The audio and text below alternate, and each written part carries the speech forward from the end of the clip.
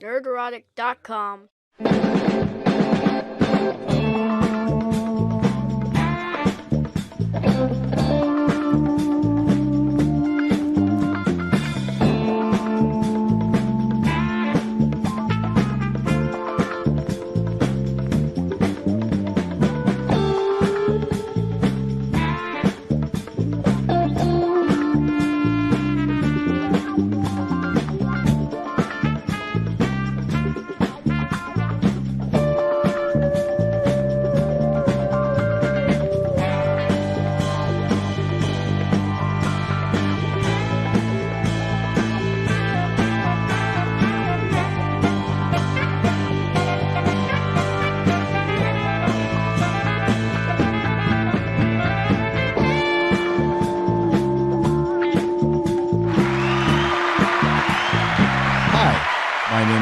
I come to you from Nerdrotic, and my microphone was muted again.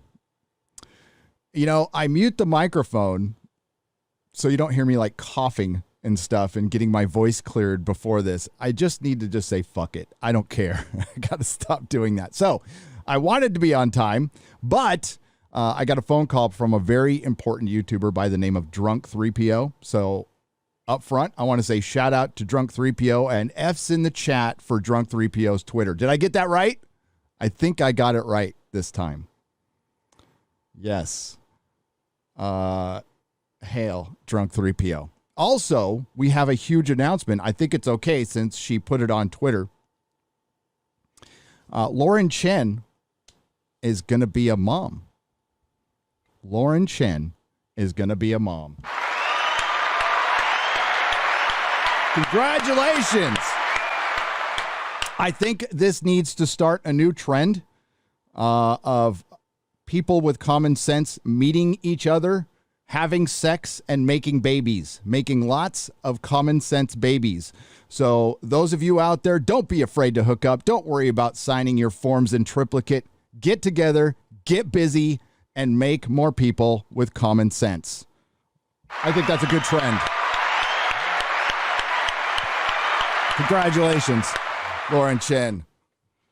Well, how was your weekend? Mine was, well, I missed all the fun stuff, to be honest with you. I tried to check in as much as possible of what was going on Twitter, but I booked it to Vegas to go see the comedians of Compound Media. I watched both their shows. It was funny as hell. It was good to see some comedy free of political correctness and worrying about just about anything.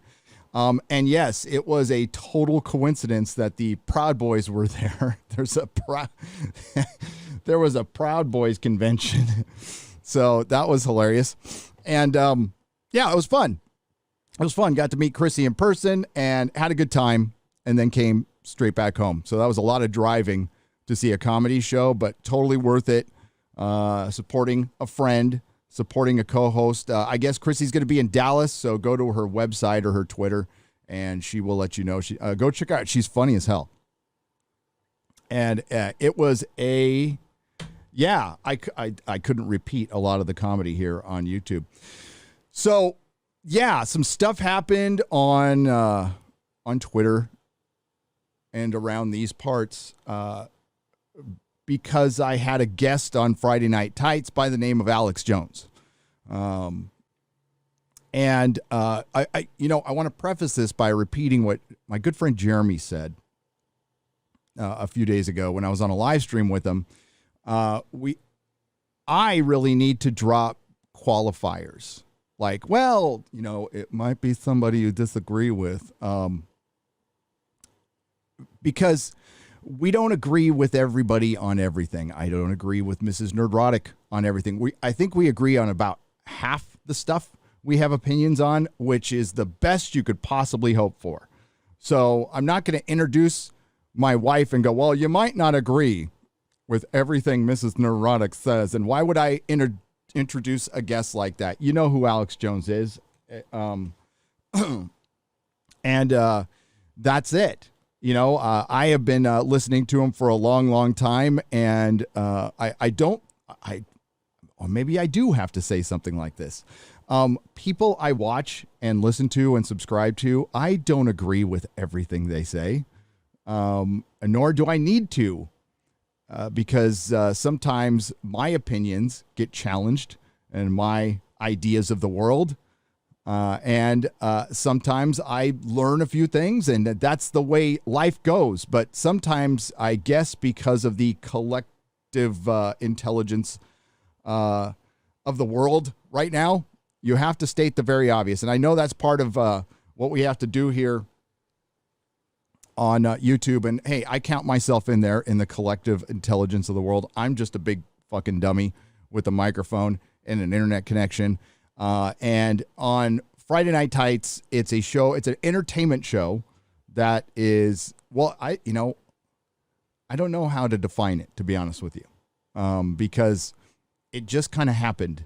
It's a show where it's like, hey, when I started it years ago, I just wanted to do, I was practicing live streaming, and this was back in the early days when I didn't even live stream by myself. And I'm like, hey, I'm going to try this scheduled live stream thing. Let's see if it works, and I want to do a Friday show where we talk about movies and TV, and that's how it was going to start. And it was basically like, I'm old. I don't go out on Friday night anymore. So I'm just this is how I'm going to spend my Friday night with my friends. Now we've gone through hosts, multiple hosts.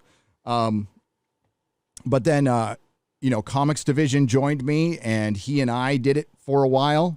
And we would bring on a guest once in a while. We're like, hey, this guest thing's kind of a good idea. Let's do the guest thing. And then, Odin, it was Odin who, we had a conversation that, maybe we should, do like a collab with Geeks and Gamers. This was a couple of years ago. So we did that. Jeremy was only supposed to be on the first show. He's like, I can't commit to this, man. There's no way. I got so much going on. And, Jeremy is constantly herding cats. So I understood that. So far, Jeremy was only going to do one show, a couple of hundred in a row now, which is good. But he always has the right to take off when he wants to. And yeah, and then eventually we added hosts. You guys saw, Odin was there. Yeah, originally it was just me, Odin, and Comics Division, with Jeremy was supposed to be there for one show. He stayed.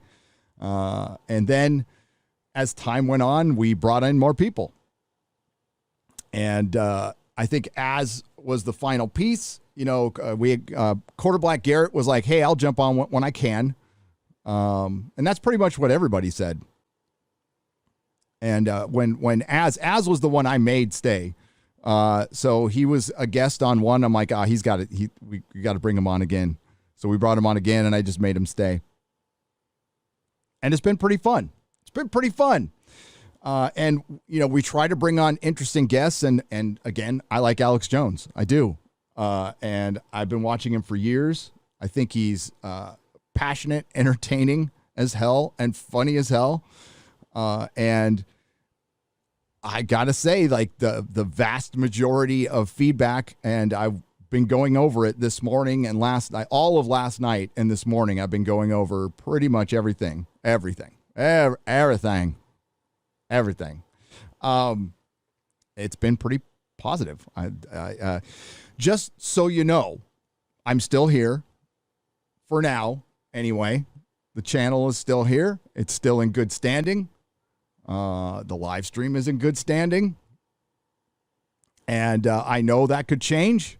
I completely understand YouTube and, videos that are years old get nailed. And I know the risk that was involved. Jeremy and I discussed it. And I did it anyway, because what the fuck, Sometimes you got to say, what the fuck? Make your move. Immortal words from Risky Business. Now, I used to say that a lot back in my drug days, so that didn't always work out very well, just to be honest with you. But you got to take risks in life. And that's why I'm grateful for everything. I'm grateful for you guys. I'm grateful for all this. And I'm also grateful that the YouTube thing happened later in life. I know I've mentioned this before, but YouTube can fuck with people's head, especially with their lack of communication. They're very foggy and vague TOS that's constantly changing. I kind of see it as the Matrix or as Hogwarts Stairway. That's pretty much the TOS here at YouTube. And yeah, absolutely no. I knew that if I did this show, I could be in some trouble. Now, did I think my channel would get erased? Not really, no. Did I think things would, video would get pulled? Maybe. Did I think people would, rat us out to YouTube? Yeah, I did. That's just life. And maybe a little later in the stream, I'll tell the story because I did a live stream from the road a couple of days ago. And I did tease this, so I guess I can tell this. It's not a good story. It is not a good story. About the time somebody snitched on me, and I ended up doing 4 months in county for something I didn't do. I eventually got let go because I got a lawyer who actually was worth his salt and got me out of there.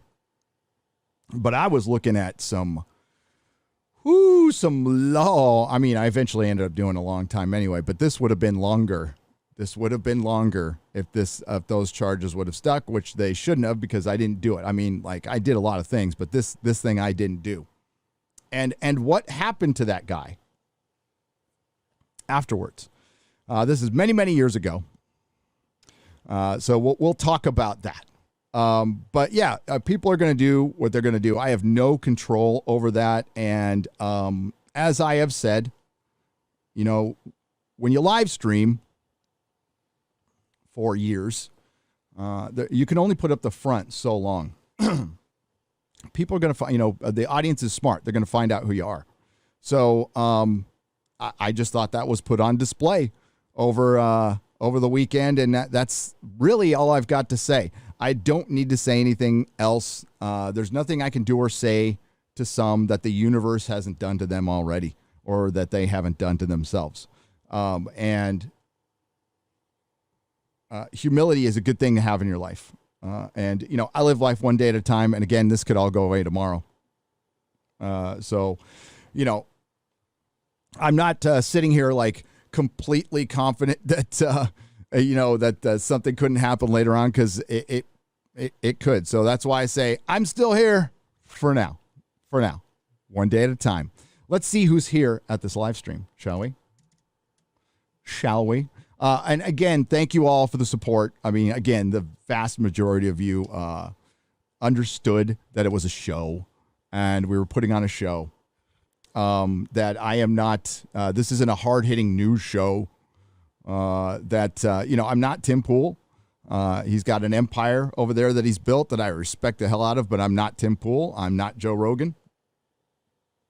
Not even close. Okay. Not even in their realm.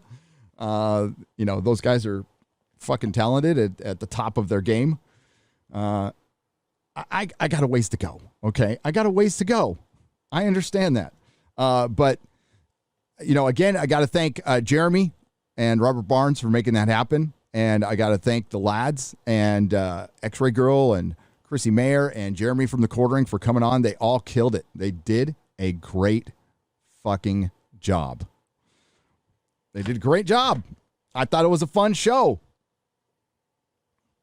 I usually listen to the show afterwards to like monitor it.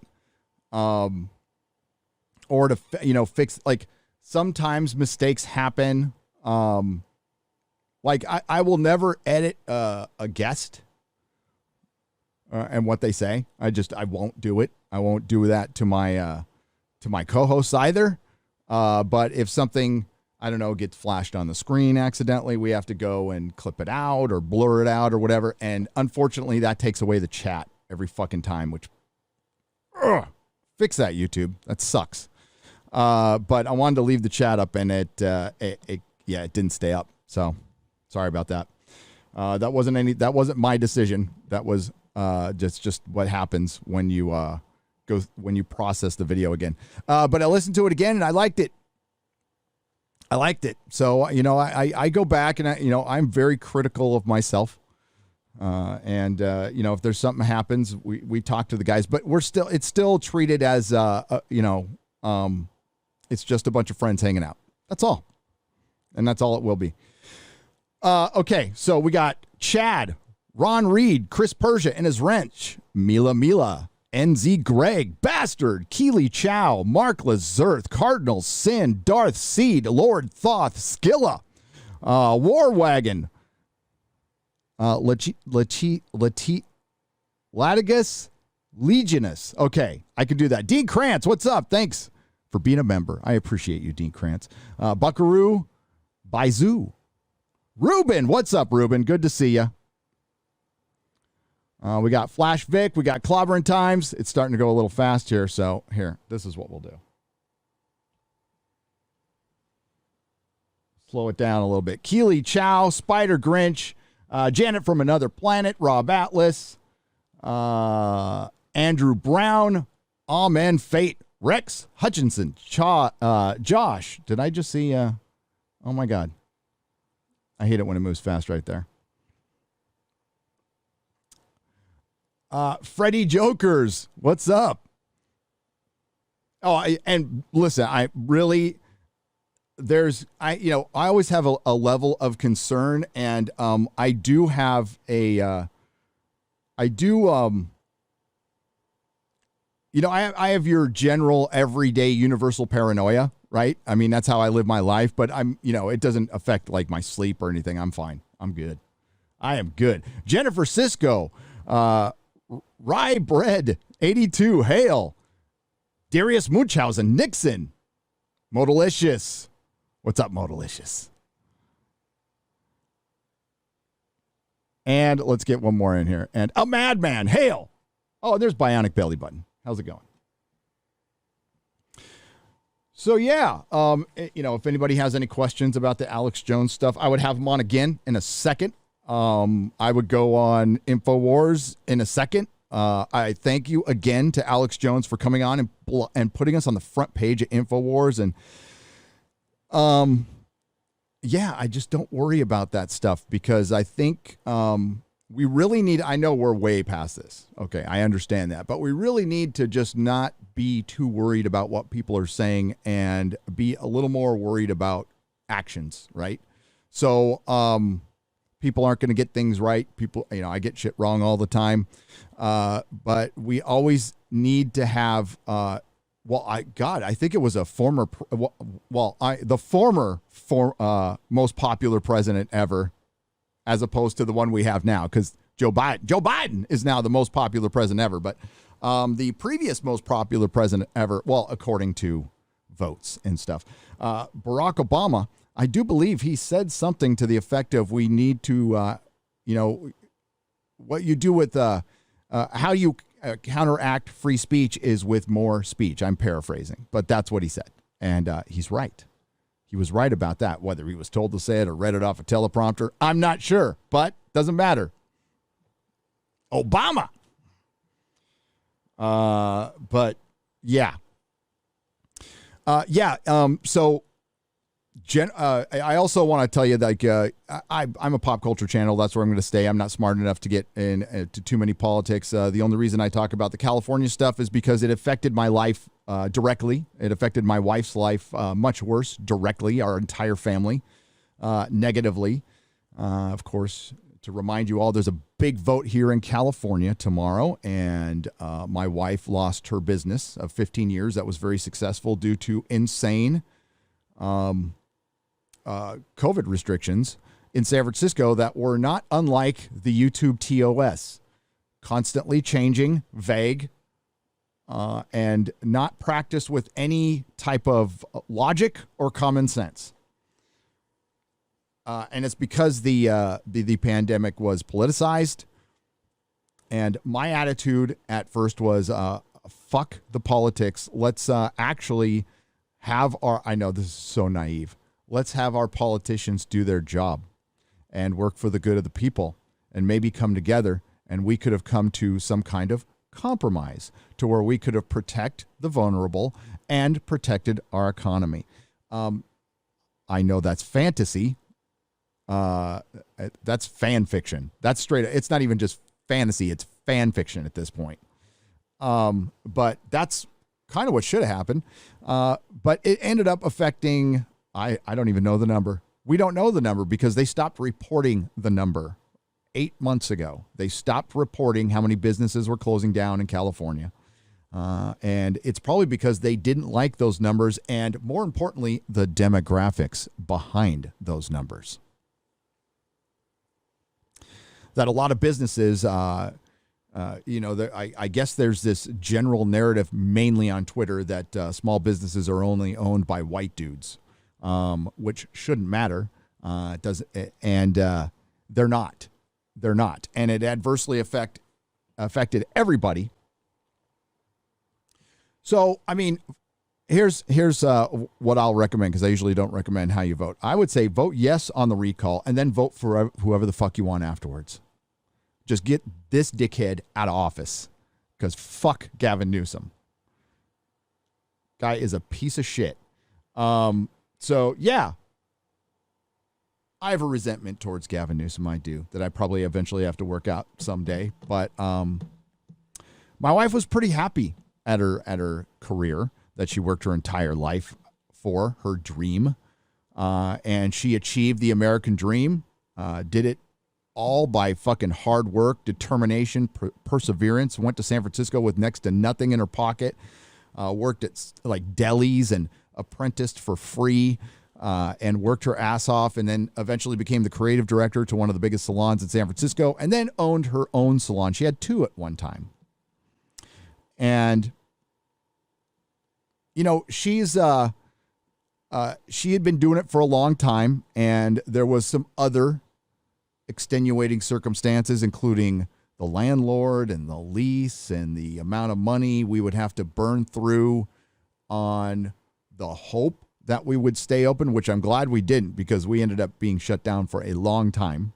And yeah, there's PPP money, but that wasn't enough, and we'd have to take out loans and mortgage our kids' future for everything.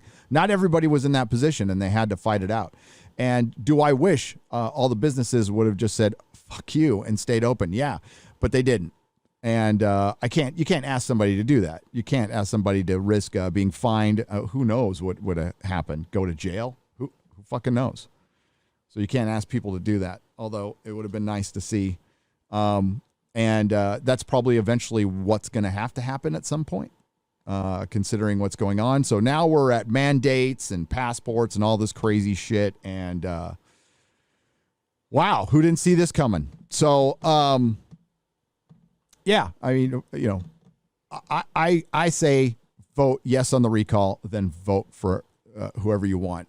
If you want everything to remain the same, Gavin Newsom promises you sameness, absolute sameness. We'll have the same amount of homeless people in California, probably more. We'll have the same amount of crime, except it'll eventually rise up again. But everything that's still going on right now is going to continue to go on and get worse. I know the 2-party game. This is a 1-party state, pretty much. And I know if a guy from another party gets in, I doubt they're going to get much done. And that's the argument from the Democrats right now. It's like, hey, we have a supermajority. Why would you want to ruin that? Well, I don't want a supermajority of Republicans or Democrats, but especially Democrats right now here in California. California Democrats. No thanks. I've seen your game. No thanks. So that's why I'm leaving.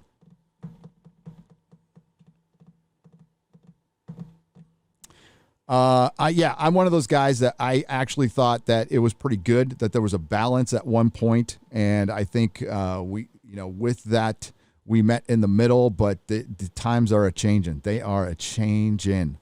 So it's very hard for a person like me, who's not a Republican or a Democrat, who hates rules, and was pretty much, hey, you don't tell me what to do, I won't tell you what to do, and we'll be fine.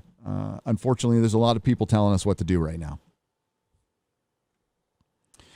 So that's my California thing. I'm and yes, I'm going to go make sure I didn't vote already, because that's happening right now too. So that we'll find out tomorrow. What do I think happened? I think Gavin wins. I think he'll be fine. It sucks to hear that. I wish I could tell you differently, but it looks like this one's going to be. I got to be careful with my words here. Fortified.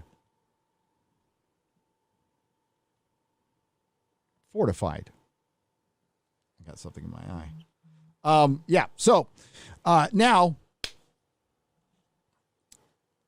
Sorry, I got a message. Oh, there it is. All right. We are going to discuss the Hawkeye. I know we'll go from that. Like, we're also going to discuss the Hawkeye trailer, Shang-Chi's box office. And we're also going to discuss Indiana Jones. So we're going to get to the pop culture in this, and the ridiculousness continues. It absolutely continues. But I thought, again, Alex Jones was a huge success on Friday Night Tights. We had our highest view count. We doubled our viewers, so thank you. And I'm sure that had everything to do with Alex and nothing to do with us. We only had 48 hours to promote it, which I think kind of worked out for the best, because we didn't have time to think about much, and we just approached it as another show.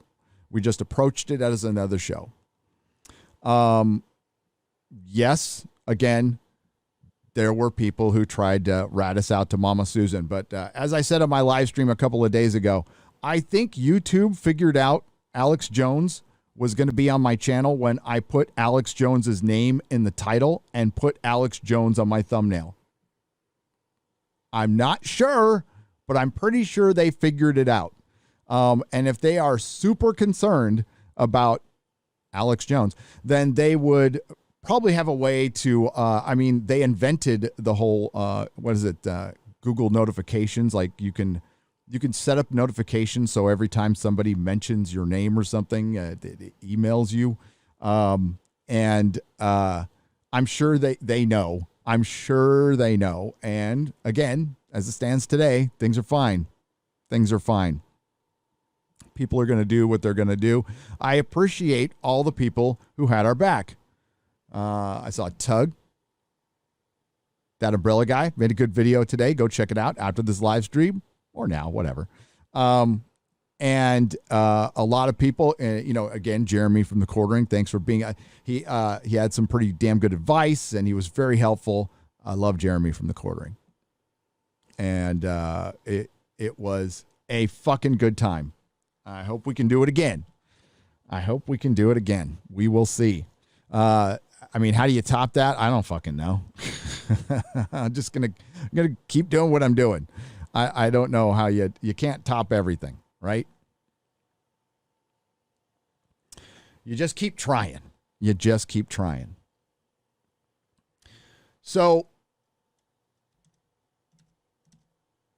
and again, a little later on, we'll talk about, I'll talk about that story about the person who ratted me out to the cops when I was 19 years old.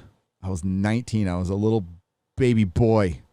And that was my first time being put in jail. So the first time I got put in jail, I didn't do it.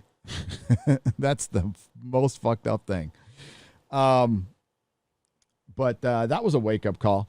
It didn't deter me from being an idiot, though. It did not deter me.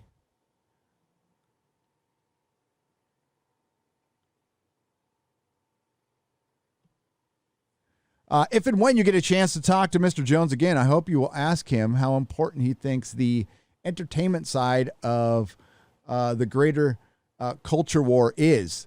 Brian, for $50, thank you very much. I appreciate it. That's awesome.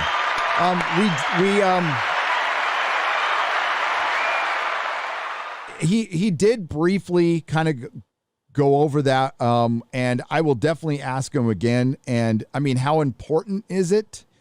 I think pretty fucking important. That's what but you want to know what he thinks. And Alex Jones is aware of it. What I think needs to happen is we need more people aware of what's going on. Cause like a lot of people have just abandoned it. And we need to revisit things we've abandoned, like schools and entertainment. Cause we just, like, I think a lot of people have just walked away and they just think it's done. And now we see the consequences of walking away from stuff, right? Yes, you got to choose your battles. Totally understand that. Individually, I'm talking about like individual franchises or properties. There's certain things that if you gave up on them today, I'm not going to talk you out of it. I can't. But the big picture, we can't walk away on. Even if we lose every single one of our franchises, and if we get some sanity back in the world, it's worth trying. I mean, it's real easy to say fuck it and walk away from shit. And sometimes you have to for your sanity. So again, I'm not going to judge somebody, but for those of us who can continue on, I think we should continue on. I think Alex would feel the same, but I think if you've watched Alex for any amount of time, he does talk about pop culture quite a bit.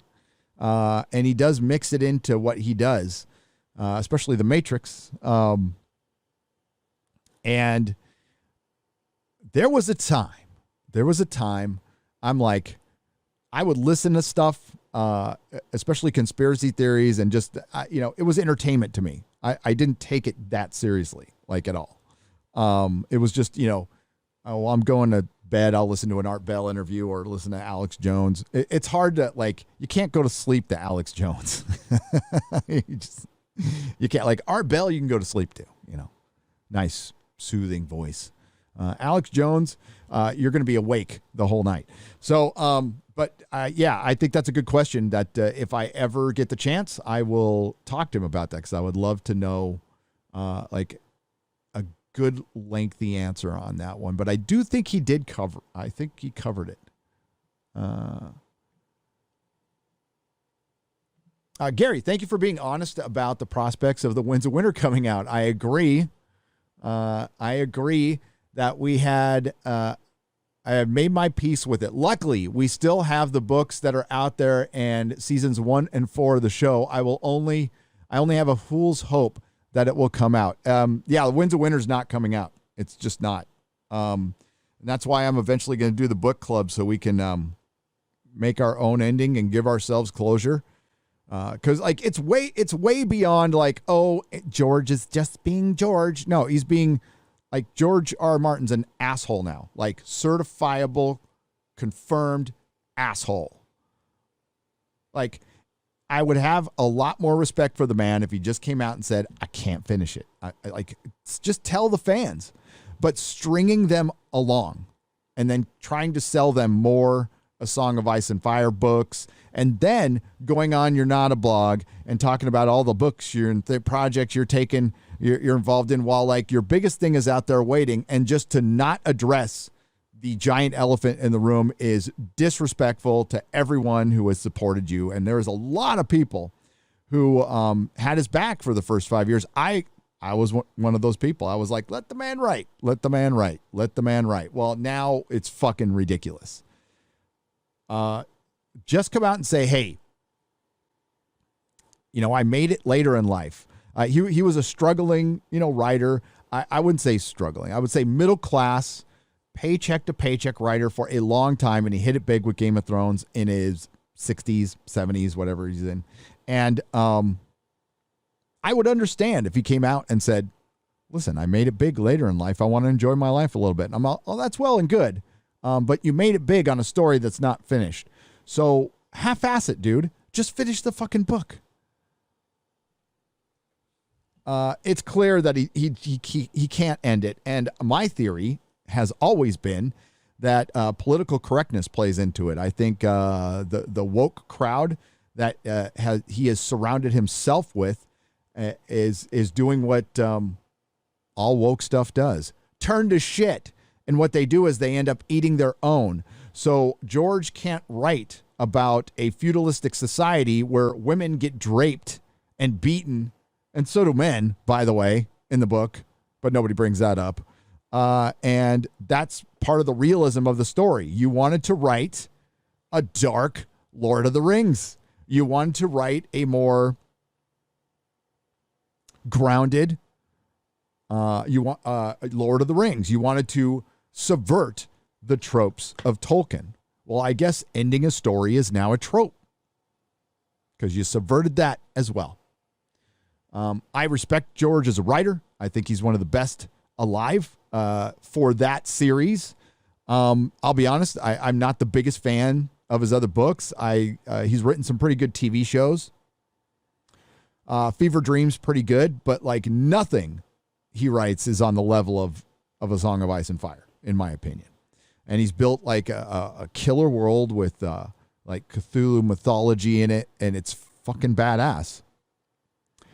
And he does what all the modern writers are trying to do, but they're not talented enough. He's able to pull it off. He's able to like pull off a fantasy series that doesn't have your typical fantasy lead. As a matter of fact, he died. He died at the end of the first book, and your typical fantasy bad guy, Conan, they basically killed, I don't know if it's Aragorn, but they killed your hero. They basically killed Luke Skywalker and Darth Vader at the end of the first book. And it's pretty fucking interesting, and it got a lot of people into it. The books were much better than the series, and the series was good. 1 through season 4, except for the last episode, which Mahler, rightly so, opened my eyes to, and it was an abomination. But Phoenix Tangent for $5.99. This is on the donation side. It says, congrats on the tremendous success of Alex Jones' Friday Night Tights stream. F&T gift accomplished. Smaller gifters and grift accomplished. Why did I see gift? I don't even want to see that word. Grift accomplished. Smaller grifters and ankle biters of all sizes are coming out of the woodwork, many of whom that actually surprise me. Well, how do I word this? I am not interested. And by the way, Phoenix Tangent, thank you for your longtime support. I appreciate it. Thank you for having my back. I appreciate all the other YouTubers who have had my back out there and behind the scenes. I'm not interested in getting into squabbling matches between YouTubers. And I've told you guys why. Because I find it counterintuitive to what I'm trying to do. I find it counterintuitive to success to sit there and argue with people who are disingenuous. I don't want to, and if you start arguing lies in a way, I validate them, right? And I don't want to do that. If people have an issue with me, they can contact me behind the scenes and we can have a real conversation. Now I would respect it more if there was contact behind the scenes and we had a real conversation. And then if you wanted to say something publicly after that, I would respect it more. Yeah. Because you actually made an effort to talk to me. That's what I would do. I haven't had an issue with what other YouTubers say or do. I don't care. But if somebody, if I felt like something needed to be addressed, I would talk to that person directly. Certainly people have done things like, I'm not, not thrilled with, but so what, who cares? I also don't want to drag another channel, whether they agree with me or not, or whether they like me or not. That's just, I'm not interested in it. It's boring as hell. I am far too busy having fun over here and reviewing television and film and being in this culture war thing. It's a little time consuming. It takes research and like I said, and I think it's important. Maybe I'm a big dummy for thinking it's important and believing in this. And, after the meetup at Friday Night Tights and listening to all of you tell me how important it is to you. It recharged my batteries, lit the flame, and I have been fired up since then. And like all of you, it was great to gather with people, with actual people, and talk to them directly. But with, there's just not much I can do about it. And, as far as the term ankle biters that Eric July coined, that I think is it's accurate. It's accurate, but it's all about theater and show. It's not about actually getting to the bottom of something or being concerned. And yeah, I just find that shit boring as hell. We also have to keep in mind that we share a lot of subs, and while people have, I talked about it a couple of days ago. I share subs with John Campea. I'm no fan of John Campea. He is no fan of me, but like, people like him. Okay, cool. Like John Campea. That's fine. I don't have a problem with it. I prefer Robert Meyer Burnett, but that's me. That's me.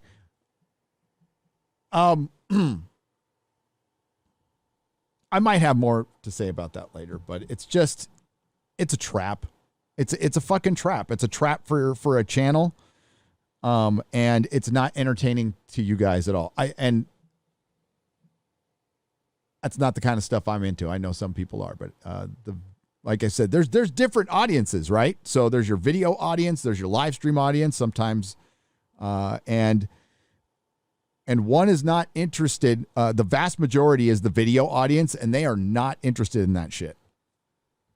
That I've found, at least around here. I can only speak for myself and my channel. And you know what? There's efforts have been made to talk to them in the past by Jeremy. And I think we got our answer. But like I said earlier, when you do a lot of live streaming and you content create over a long period of time, people are going to get to know you. So the imposter, the fraud, the provocateur,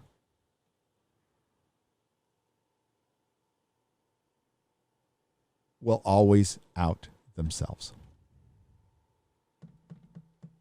And the poser. Not applicable for $5. Finally read some Game of Thrones, and the prose is dry and bland. Think classical period literature and Bullfinch's mythology both knock out modern writing in the dirt. I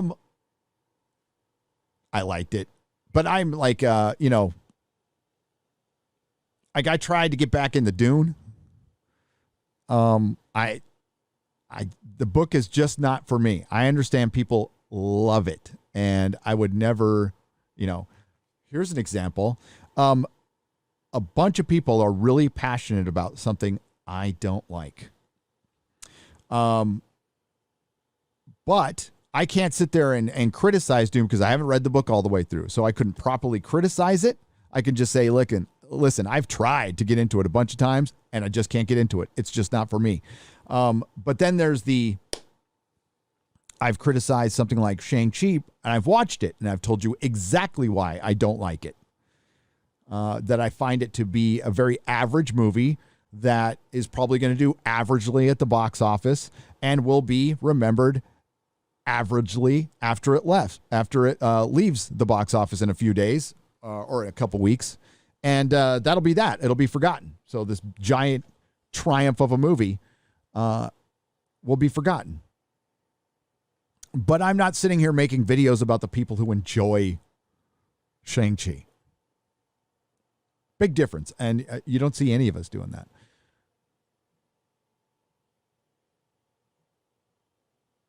that. Should Abercrombie be entrusted with Wins a Winner and A Dream of Spring? I would trust, should Abercrombie. I don't know how well they write. I know I'm forgetting their names, but the ones who co-wrote, I think he should just do a history book. He can crank those things out. So just write the last two as a history book and be done with it. No, it won't be satisfying, but at least well, I mean, it'll give you some closure. But just do it like you did A World of Ice and Fire. Have some maester telling the story, and it could be unreliable narrator and blah, blah, blah. Just fucking finish it at this point. We're not going to get what we want, right? Jon Snow is still bleeding outside of Castle Black. Poor guy's been there for over 10 years, just bleeding out. We don't know what happened to Wood. We don't know what happened to Val. We don't know what happened to Tormund. We don't know if it was all of the Night's Watch who betrayed Jon. Oh, sorry if I spoiled that, but at the end of Winds of Winter, yes, Jon Snow gets Caesared and dies. Maybe. We don't know. We don't know. F name, I name for $5. Not sure I understand. You a Star Wars fan again then? Not walking out. Regarding not walking out. Am I a Star Wars fan again? No. Oh, God, no. I hope that would not, I would never lead you down that road. I have some Star Wars vintage curtains, and it's only because my wife got them for me as a gift back when I still like Star Wars, and I won't get rid of them. And my wife got me another gift, which was the George Lucas remember the AFI tribute from about 20 years ago? There's some great quotes from Carrie Fisher in it. They passed out a gift bag, and in that gift bag was like a DVD box set. So I have that.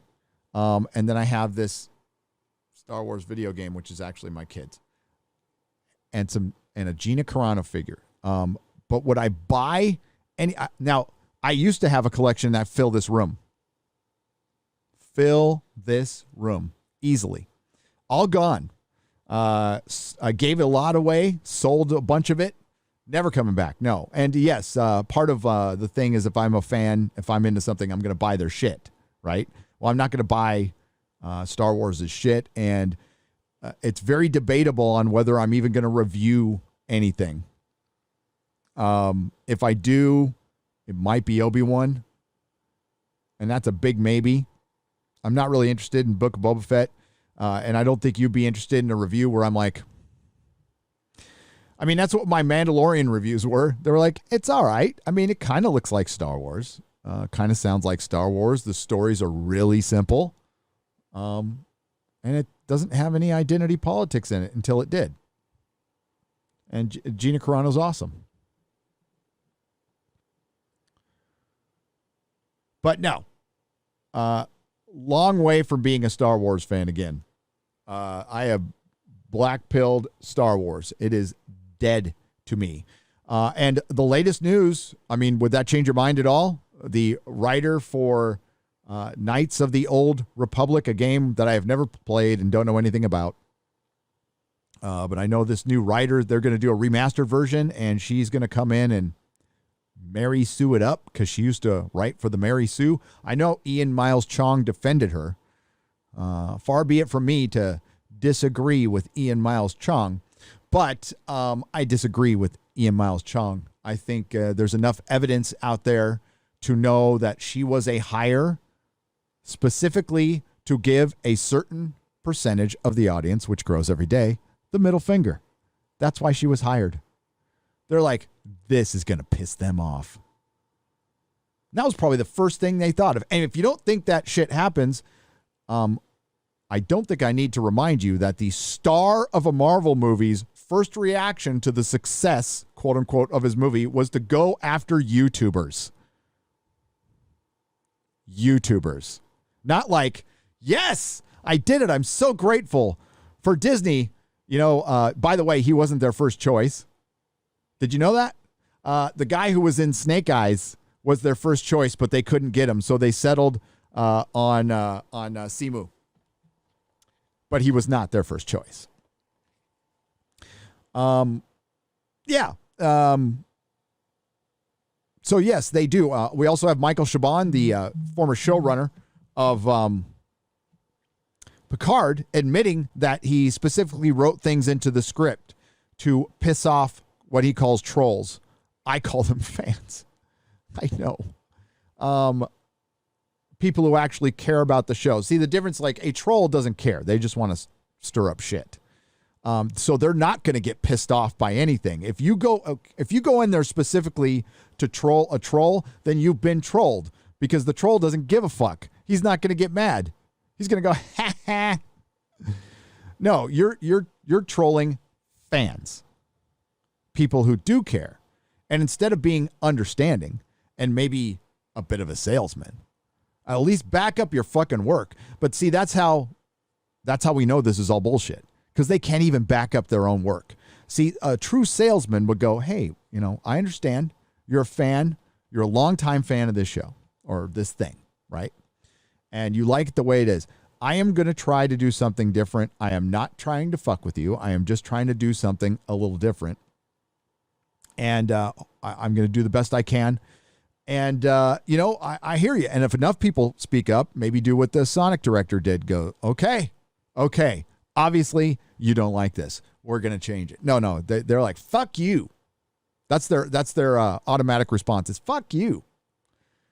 They're thin-skinned. They're not ready. They're ready. They want all the accolades. They want all the stands out there kissing their ass. But the minute there's any criticism, they love to conflate like legit criticism, which is most of it, by the way. And they love to like look for the one anonymous Twitter account that tells them to go F themselves or something like that. And they just try to conflate the legit criticism with that. And that's where we get to, if you don't like The Last Jedi, you're an alt-right Nazi white supremacist.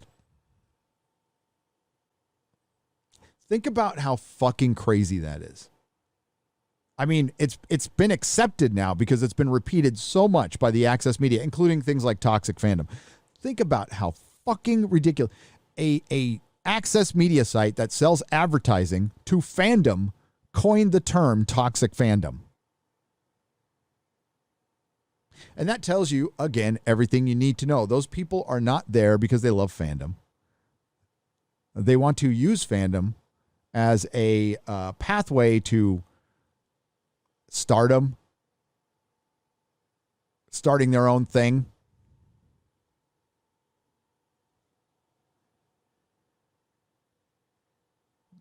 There's a lot of failed comedians and failed actors hosting podcasts and stuff. You can see like Olivia Munn. Remember how she was the queen of the nerds? Didn't know shit, by the way. The other female co-hosts on G4 were way better. Shout out to Chris Gore, by the way. That's a real nerd. Well, yeah, the Colliders of the world and stuff. Again, these are all like failed comedians or up and coming actors, we'll say.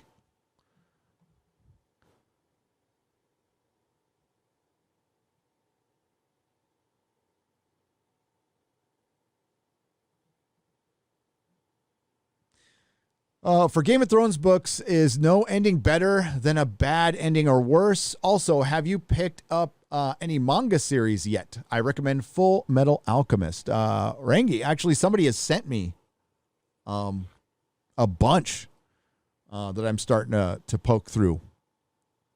And it's One Piece, and I'm enjoying it so far. I am. Rangi, $5.99. I'm going to get in some more. I also have... I am missing volume 5, but yeah. Somebody better tell Nick Rekieta the author died. But thank you for the $5.99. Andrew Zobaba for $15 says, "Hail!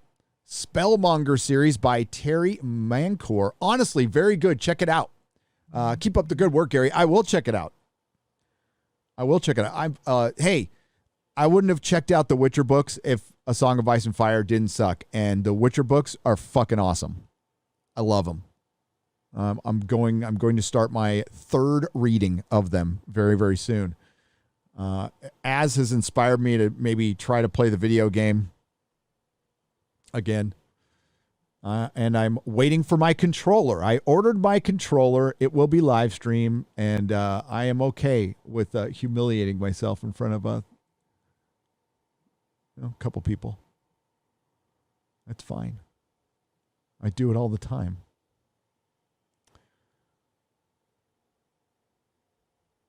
I do it all the time.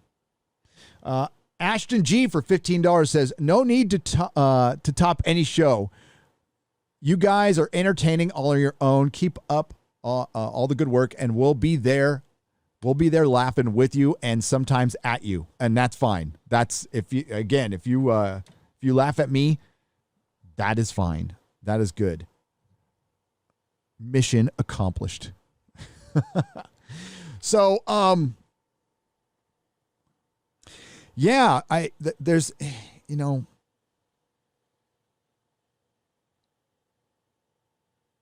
I really could have gone hard on the people ratting us out. And I'm not going to say like I'm not tempted to respond to these things, because I am. I'm human. But I practice restraint because like what happened over the weekend, I just started, I was watching it out of the corner of my eye. I was driving most of the time, and I'd catch up on some, and somebody was, a couple of my friends would tell me what's going on. And I just broke out my popcorn and watched over the weekend to see how things would play out. And I don't want to tempt fate, because there's something I know right now that would, it would really piss them off. It would really piss them off. And I wanted to blast it from high heaven, but it just wouldn't be a good idea. Never tempt fate with a cheeseburger, okay? Because I've done it too much, and I ended up falling flat in my face. So maybe someday later down the line, maybe a couple weeks, I'll tell you. In a couple weeks, I'll tell you. Because it's fucking funny. It would just anger so many people, and it would make you guys so happy. It's just, I know something you don't know. I promise to tell you. Remind me 2 weeks from today. So what's 2 weeks from today? 27th. On the next 2 news from now, I will tell you what is so fucking funny about this whole fucking thing. It was such a good week. Last week was, aside from America descending into a dictatorship, aside from that, it was a good week. You get Simu Liu punched down at me severely, and I was just so upset. And the Alex Jones thing. Yeah, I got good show. Got to hang out with my friends. Got to meet Chrissy. Got to go to Vegas. Oh, won at blackjack for the first time in my life. Walked away. I had $100. First time in my life. So yeah, good fucking week. And that little thing that I can't tell you right now, but I will. Fucking fantastic. But yeah, I was very tempted, and then the universe kind of took care of it. The universe took care of it. I just don't think it's a very good look publicly announcing that you're a snitch. Now I know I don't live in that world anymore. I don't live in that world anymore. The world, the one I grew up in.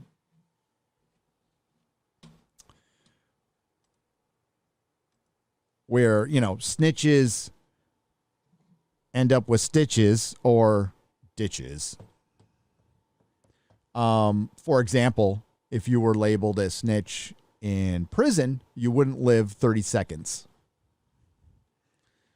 You were put in protective custody for the rest of your time, and you're still in danger there, depending on your transgression. And then in the real world, it's pretty much treated the same way. If you ratted somebody out to the cops or anything else, it's just not looked on very fondly. It's not, or, you know, even at work, you rat somebody else to the, out to the boss. Now that shit happens all the time.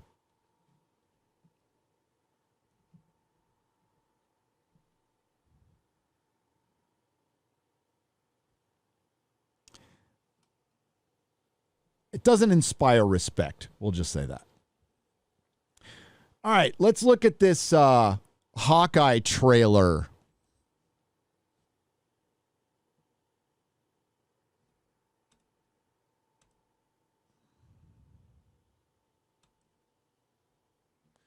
I got to give, I'll give Disney, Marvel, and Disney credit for one thing. And this is sincere. This is sincere and genuine. And I wish other studios would learn from this. Right? Because, hey, I dish out a lot of criticism. I do. So I need to be able to take it. But, you know, it's all in the hopes that one day we can get good stuff again. My desire, what do I want for this channel? A good TV show or film to review. I would prefer a good TV show that's released weekly that we could talk about every week in a positive way. Discuss what happened in the show. Go over the ins and outs of the plot. Is this guy gonna die? Is this girl what's normal shit? I would love that. That's what I want. Maybe someday we'll get it. But I'll give Disney, Marvel credit. They don't ding you for copyright claims when you play their trailers. Well done. At least Disney has figured out that when people are talking about your shit, generally that's a good thing. All right. Not saying I like this trailer because Hawkeye is, I don't know. We haven't heard from Jeremy Renner on whether he's going to hang up the bow, but he is passing it to Kate Bishop because they've come out and said it. So we're passing the Hawkeye mantle. Another Marvel hero is going to go away. I don't know if he's going to die. I don't know if he's just going to retire. We've already lost Robert Downey Jr. We've lost Chris Evans. Oh, and by the way, we'll get to the worst part about this. But let's go over the Hawkeye trailer. Oh, shit. Hang on. Let me get the speakers going. My bad. We need to get the sound going through that. All right.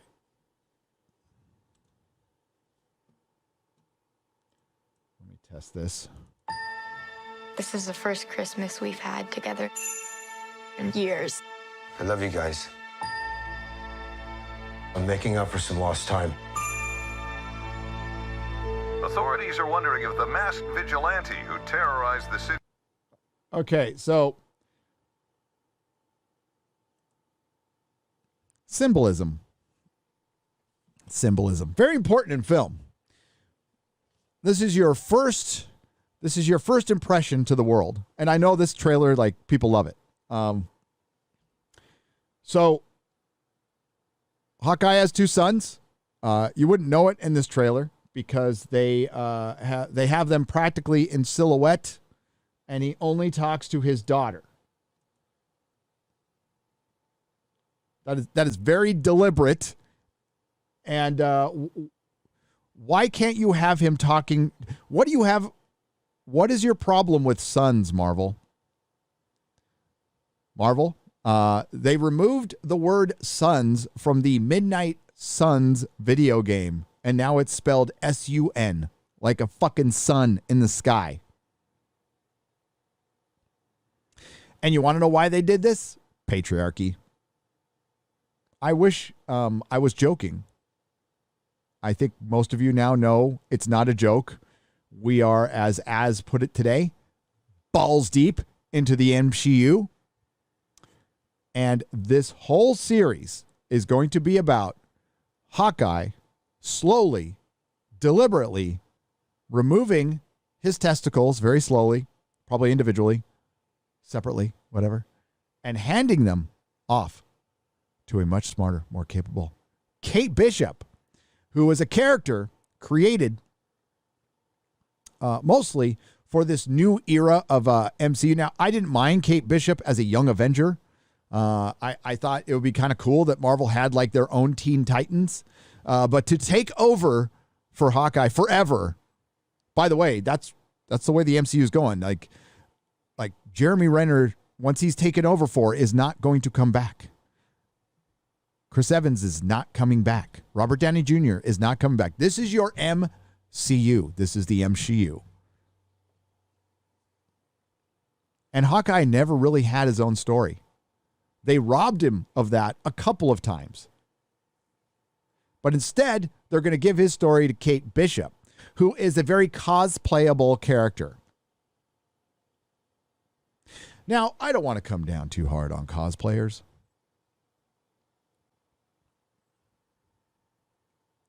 But it certainly has changed costuming in comics. Now everybody's wearing fucking jackets and hoodies and fucking sneakers. And yeah, you wonder why people aren't reading them anymore. And I know, like, in the Suicide Squad, the costumes were supposed to look silly. I thought they looked fucking great. I thought they all looked fucking great. And not in a cheesy way. Legit. I loved them. Miss we've had together in years. I love you guys. I'm making up for some lost time. Authorities are wondering if the masked vigilante who terrorized the city's underworld is... Okay, I'm sorry. I got to hear that again because there's a key word here. Authorities are wondering if the masked vigilante who terrorized the city's underworld... Terrorized the city's underworld. Now, I know this is silly Billy comic book stuff, but you know what made the MCU successful? I'm going to use a Robert Meyer Burnett word. Verisimilitude. They made you believe that a guy in a red and gold armor suit could punch a purple guy from space, a big purple guy from space, and made it believable, made it serious. If you want to know what the biggest difference is between a DC fan and a Marvel fan is, Marvel fans are not into or not as into verisimilitude as DC fans are. DC fans take their fucking superheroes seriously. That's why a lot of them were a fan of the Snyder Cut, because Snyder took the hero thing very seriously. This now all of Marvel is tongue in cheek. It's just all tongue in cheek. It's turning into The Tick. Now The Tick is fucking awesome. The Tick is the single best superhero parody ever made. The Tick is one of the most successful, well, I would say, as far as quality of content, successful series ever made. The comics are great. The animated series was great. Both live action TV series were great. But they're funny. But even with The Tick, there was a love of superheroes that was at the foundation. I know superheroes are silly. I know. I don't care. I like it when it's taken seriously. If you start playing everything tongue in cheek, then frankly, you're going to lose the dudes. Especially when you start removing all masculinity from absolutely everything. Now, I guess we need to talk a little bit about Shang-Chi being possibly banned in China, and I'm sure that has nothing to do with the new rule about effeminate men. We'll go over that in a little bit. is back. The past has caught up with me. Should we be worried? No, She gets a lot of screen time, this daughter. no, it's nothing. I'll be home for Christmas. I promise. The boys just sit in the car, blurry and in silhouette, or their backs to them, because sons don't matter. That's just future little patriarchies. It's the Oh, so original. When I wore this suit, I made a whole lot of Terrorizing. Absolutely. I am stricken with fear. This little girl in a costume is going to beat the shit out of some 300-pound Russian guys. enemies. They're probably going to be white supremacists. You're a Hawkeye. Who the hell are you? Some people have actually called me the world's greatest archer. Some people call me the world's greatest archer. The key to SJW writing, self-labeling. Self-labeling. One of the most cringe things you can do. Okay, you can't like give yourself a nickname, right? Like the name, my nickname growing up was Beak. This was not a nickname I gave myself.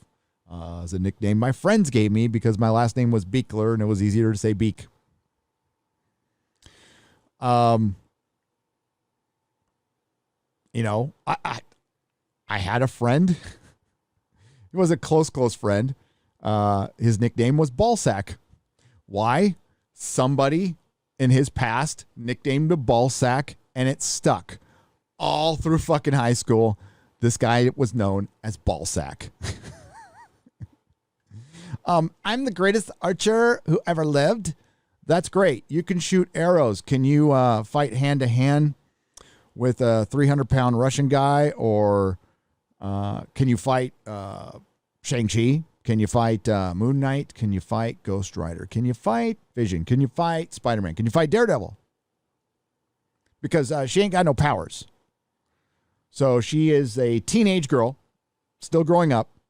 Looks like she just got back from the mall because women don't need to train as hard as men for these superhero roles for some reason. I was just watching a protest in Canada of firefighters and police standing in front of the building, silently protesting all the mandates. It's great. And there was a bunch of firefighting women, and some of those women were yoked. That would go a long way with the verisimilitude. You know, Gina Carano, convincing. It's convincing. You just need to convince.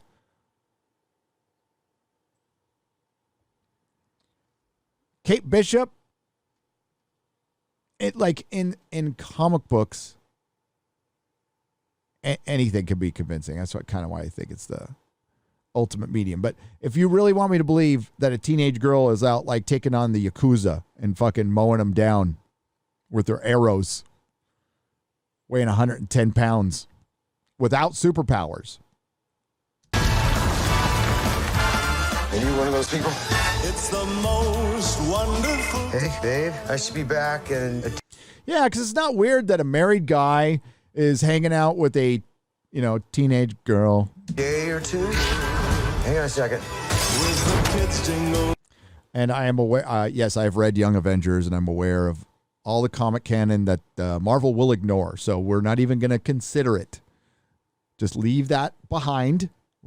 Not leave your head canon behind. What has it done?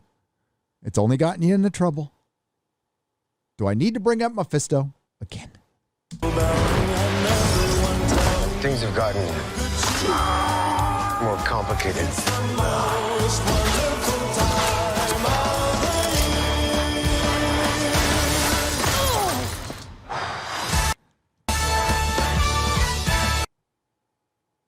There's your big bad right there. Right? It's always some brunette lady or something. Remember when Sigourney Weaver was the big bad in The Defenders? And she was kung fu fighting Elektra.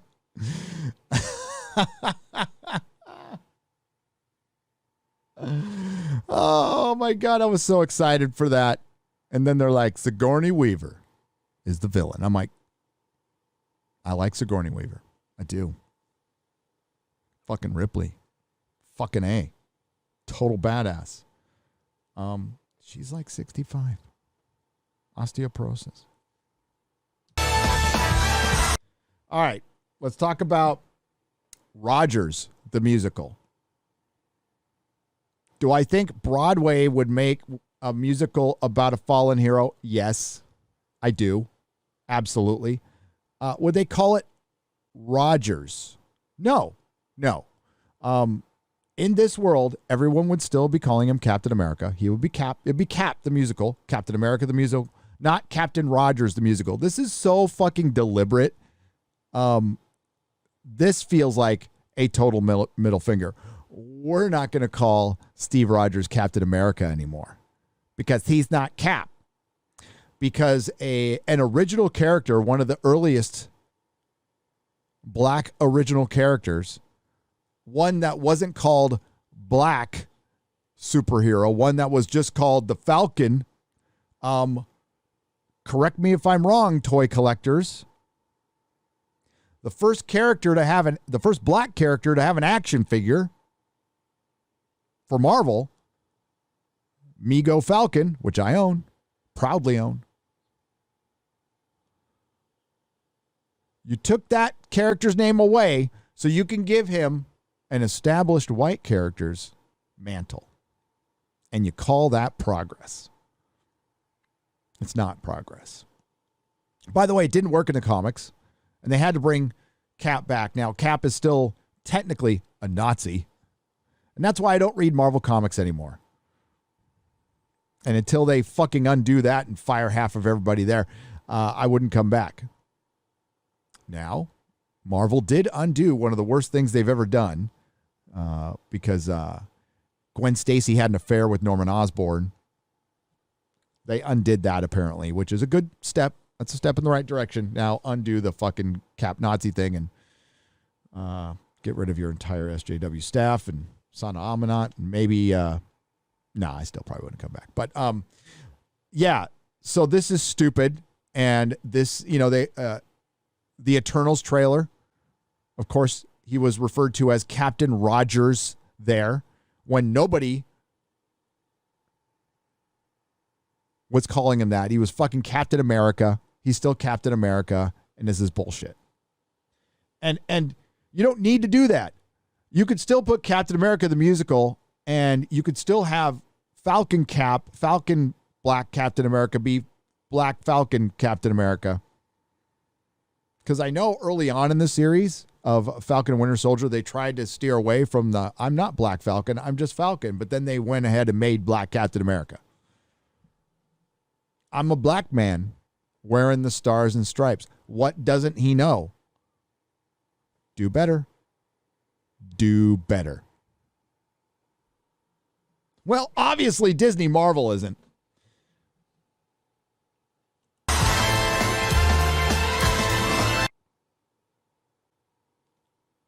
What's he fighting, a Ren Fair?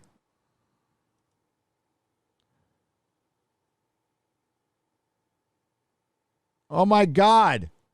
Look on the right. Is that Polka Dot Man's mom?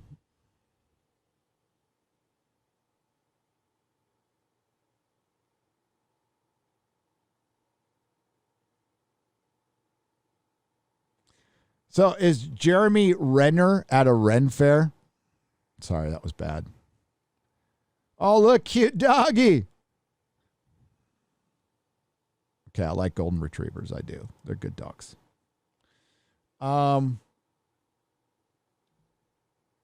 It's the most wonderful. I'll probably get hit for this song, but whatever. We'll see if Disney's power will override the power of the music police.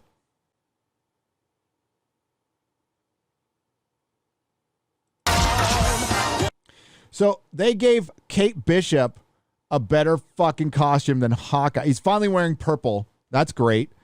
Hawkeye had one of the coolest fucking costumes. I want his big stupid fucking H on his forehead. I want his mask. I want him wearing his like tunic. He just looked like G.I. Joe. I think Jeremy Renner was absolutely hosed in the MCU. And Hawkeye, again, should be street level, hard rated R, bloody, violent. I mean, you shoot fucking arrows at people. I wonder how many people, like arrows sticking out of the eyes and all kinds of stuff. Yes, the This is too dangerous. Definitely not this one. You don't have to say definitely like that. Holy sh**. There are arrows more dangerous than that one?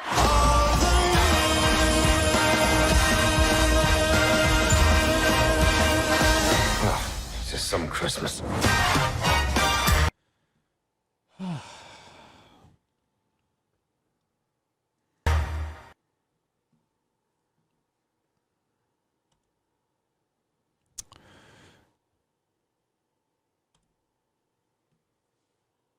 I don't know if I'll make a video on this. I have much more to say. The trailer by itself, in isolation, if none of this shit was going on, I don't know if they actually write Kate Bishop like if they don't write her like listen, the trailer almost looks like they might give her a couple flaws, maybe. But it's another male character handing off his mantle to a female character. What am I supposed to think? Am I supposed to think, well, this time it'll be different? This time it'll be different. If it is, great. I'll let you know. I don't think it is, though. Now that we're balls deep into the MCU, I don't think it's going to be different. That's just me. Bitter old man. Not that bitter, though. Yeah, it would have been great to see Hawkeye in full costume, kicking the shit out of the Yakuza, fucking bring in the hand, whatever. There's a rumor that Vincent D'Onofrio will be appearing in Hawkeye. I don't know if the rumor is true. Charlie Cox will not be appearing in Spider-Man No Way Home. And I love Charlie Cox, but he's really got to change his whole attitude about wearing the costume. And I don't want Marvel touching fucking Daredevil. Daredevil was perfection. Perfection. The best thing they've ever done. I wasn't super. I mean, a lot of people love season 3. I think half of season 3 is really good. Really hate that he didn't wear his costume. And yes, that shit matters to me. It does. I thought Daredevil had a fucking great costume. You can't see it, but it's right. Oh, it's right there. There. It's back there in that sea that keeps growing. Oh, you see that freaking Michael Keaton Batman right there? Those ears will stab you. I got stabbed by those fucking ears and it bled.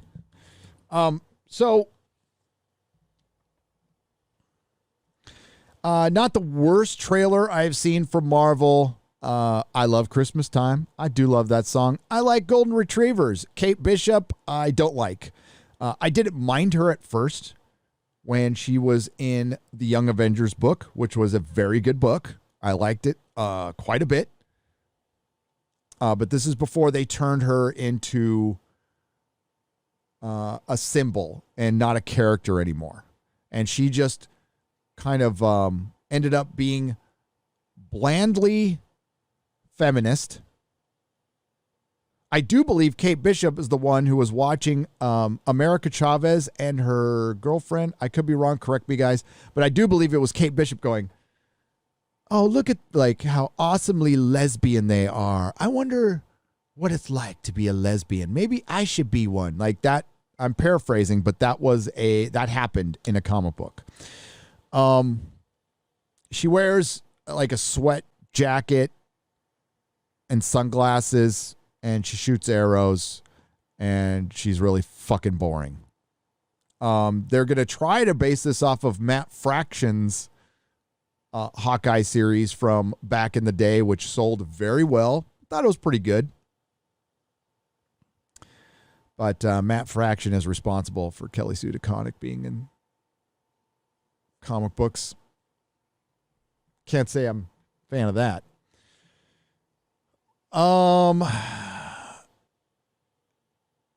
Hawkeye should have been given something a lot sooner. He should be given his own story. But male characters cannot have their own stories anymore.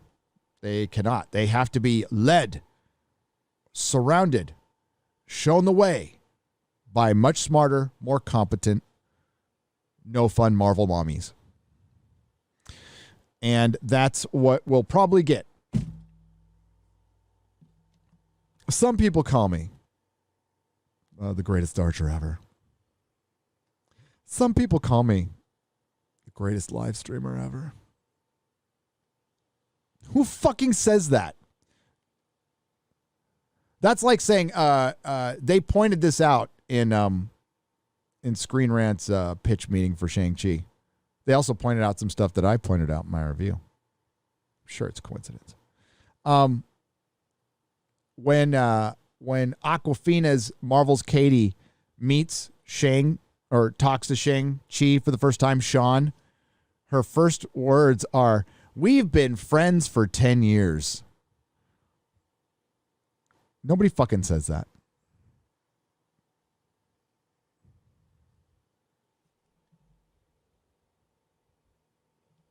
Mechanical Fluff for $5.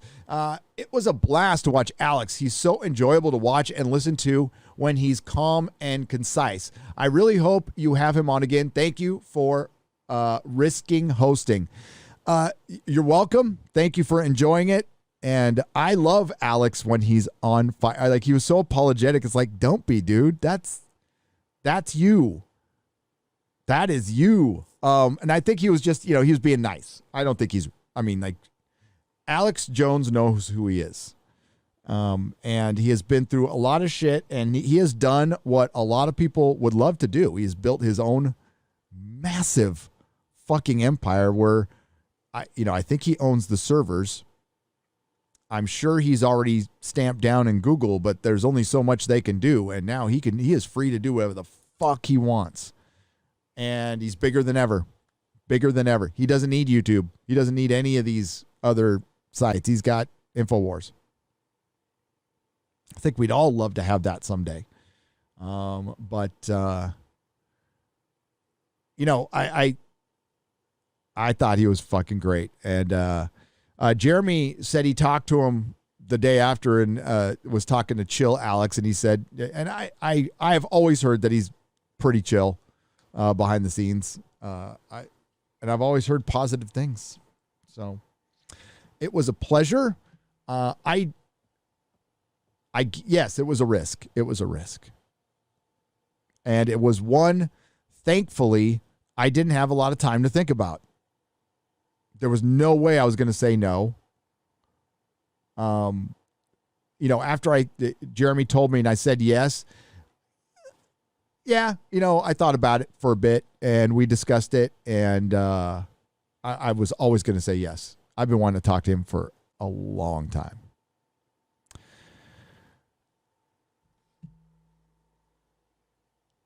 And how times they have changed.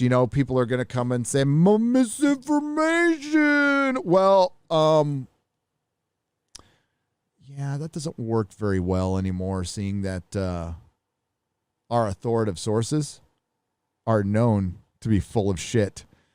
It was just a few days ago that Rolling Stone and CNN were trying to push a story that Oklahoma City gunshot victims could not get into an emergency room because of all the people who are in there who didn't get the poke. Then they showed a picture of people standing in line to get the poke. Wasn't even related. So a very responsible person called the emergency room and said, "Hey, is this true? Because there's a doctor who worked for you saying this," to CNN. And they said, no, doctor hasn't worked for us in weeks, and it's empty. Didn't stop people from fucking tweeting it. And these are the same motherfuckers who were calling out Alex Jones for misinformation. So let's cut the bullshit. The second I saw that headline, I thought it was Babylon Bee. I'm like, there is no fucking way on this planet. For one, it's Oklahoma City. Has there been a jump in shootings? I mean, is it turned into Chicago? If it was Chicago, you might have been able to sell that story a little more. Oklahoma City?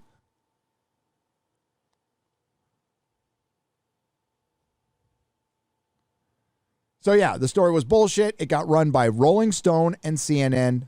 Don't recall there being a retraction. There might have been. Maybe it was buried. Doesn't matter. And that's just one example of many. And that has been going on and on and on and on and on from the authoritative sources. So let's cut the shit on that one, please. Let's go on a much smaller level. And this is why I continue to try to fight this in pop culture. Because if they can get away with it here, they can get away with it with real stuff. Shang-Chi's box office. What is this? It was a success. If you take into account the Delta variant and there being a pandemic, and after we moved those goalposts and it being opened on Labor Day to no competition, and after putting it up against the previous record, which was Rob Zombie's Halloween, that big hit. So after you moved a bunch of goalposts and counted the fourth day, you got almost as much as Black Widow did. Except here's the problem. It's still not adjusted for inflation, the fifth or sixth lowest Marvel opening in its history. Adjusted for inflation, second or third. I don't think it's a bad thing. I think it helped it being opening on a holiday weekend, especially in these extenuating circumstances. So they're saying it's a negative. I'm saying it's a net positive. So they should have made more money. Shang-Chi should have made more money. And it didn't because it wasn't very good. It didn't because Hollywood's been alienating fucking people for the last couple of years. And Marvel hasn't had that great a year. So I'm saying Shang-Chi should have made more money. Black Widow should have made more money. But Delta variant, theaters, wait a minute. I was just in Vegas over the weekend. It was fucking packed. Packed. There was more people there this weekend than the weekend I was there for the FMT meetup. Casinos were packed. The Strip was packed. Concert halls have been packed. College football games have been packed. The only reason some NFL games weren't packed is because I believe some NFL stadiums, including Raiders stadiums, are making you have to be fully vaccinated to get in. And you have to have an app. That might affect your crowds. Can't say, I was watching some NFL highlights. They weren't showing pictures of the crowds. So I don't know if those stadiums were packed or not. College stadiums were fucking packed. The concerts that were still going on in Vegas were packed. There was fucking stupid traffic everywhere, and I loved it. I fucking loved it. The only difference, people wear masks. Not everybody. That's okay. But it was crazy busy. The sports book was packed and crazy. NFL, yeah, people are back for the NFL. We'll see how long if they, keep playing two different national anthems and playing into alienating their audience again. So I don't buy that argument completely. I think it does affect some of it. But I think Hollywood is starting to see that people have gotten out of the habit of going to movies. They are expensive. They have alienated half the country constantly to this very day. When Patton Oswalt calls a bunch of people idiots or says whatever he does, he's representing Hollywood. That's how people see it. It's not just Patton Oswalt. It's Patton Oswalt and his ilk. And that's why people aren't watching award shows. I do believe Chrissy Mayer made a good point. I guess Megan Fox went out half naked for an award show. That's great. I think if we went back to those days, fantastic. It's good, but she said it's going to take a lot more than that for us to fucking like you guys again, movie stars. And you've earned it. You've earned the disdain, adult pretender. When shit got real, you showed your true colors. You were rooting on the rioting and looting. While you were all safe in your $1 million mansions behind your fucking walls with your armed security, you were telling us that we shouldn't have guns. While you're standing in your $250,000 dress, howling at some awards ceremony.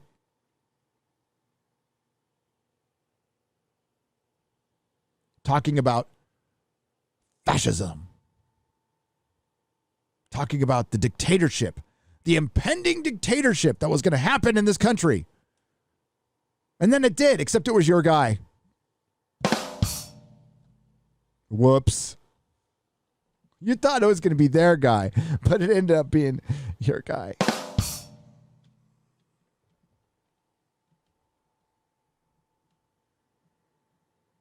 Oh, I know a bunch of Star Trek stuff happened too. We'll get to that. We'll probably talk about that tomorrow on the BBC.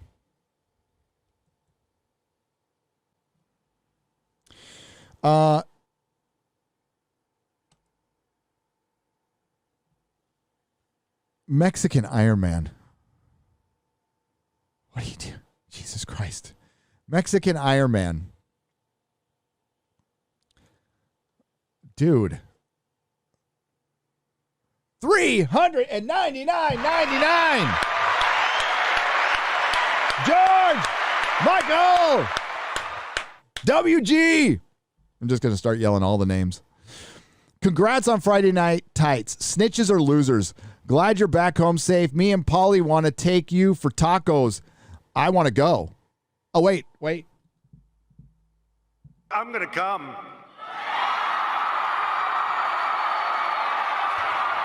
Sometime and coming soon, Nerdrotic Mexican Iron Man fighting SJWs. The Crisis and Infinite Tijuanas. Mexican Iron Man, I fucking love you, dude. And congratulations on the Midnight's Edge gig. Ladies and gentlemen, Mexican Iron Man's been around for a long, long time. We love him. And yes, he did inspire the name of my future biography called Crisis on Infinite Tijuanas. Or is it in Infinite? Oh, it's on Infinite Tijuanas. Hail, Mexican Iron Man. Wow, dude. Whew. K-Biz. Recall Newsom. For $50. Recall Newsom.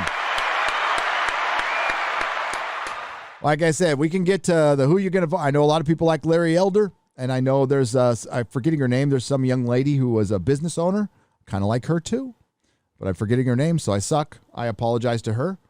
I'm obviously a misogynist, sexist man who just doesn't remember women's names. Yes, but just recall that piece of shit. Yeah, I want a metaphorical scalp for what happened to my wife. It's not going to bring our business back. It's not going to put my kid back in school. It's not going to bring back the 2 years of fucking school my kid missed. A list of his offenses, completely abandoning special needs kids for 2 fucking years. The teachers union and Gavin Newsom abandoned special needs kids for 2 years. There's no way to spin that. Nobody talked about it. You know, if the news media was actual news media, they would report on shit like this. I'm sure a lot of you didn't hear about that. Now, there's different levels of special needs kids, obviously. And there's some who really need that fucking help that I pay my tax dollars for. And I have no problem for that. And I want to see them get that fucking help. And they didn't get it because the teachers were cowards. The teachers unions are cowards. Not all the teachers, hashtag not all. I know some of you were against it, and I'm good. And I know you're not all Antifa pieces of shit. I understand that too. You need to fight that stuff within your union though, or quit the union. I don't know. I don't know if you can though. I don't know if you can. I got my kid out of public school. My kid's being homeschooled. I'm fucking done with that. They're not public schools anymore. They're public indoctrination centers, and they failed our fucking kids over the last 2 years. And I don't care what party you're part of. If your kid was special needs and didn't get the, I mean, like, whoo, don't keep me going down here. This one. If your kid has Asperger's or is on the spectrum, these formative years are so important because there is a way for them to have very functional lives, but that means getting to them very early and doing listen, obviously I'm not a doctor or a teacher, but I've witnessed it. If you get to them early, there was a time I wasn't sure if my kid was going to be able to write or spell his name or anything. He's brilliant at it. He's a reader. And there was a lot of things they did early on that helped that. And if your kid has Asperger's, they get into their own little world, right? They get into their more obsessive nature. And there's exercises and things you can do to snap them out of that, you know. Not all the time. And, you know, it's just part of what they are. And I know every parent wants, most parents want the best for their kids. But you cannot deny the state let them down. Let them all fucking down. Unforgivable. All for politics. It's all right. It's just a generation. It's just a generation that missed 2 years of fucking school. High school is it's fucking 4 years for a lot of people. So that you missed half your high school. Imagine missing half your high school. Imagine missing 9th and 10th grade.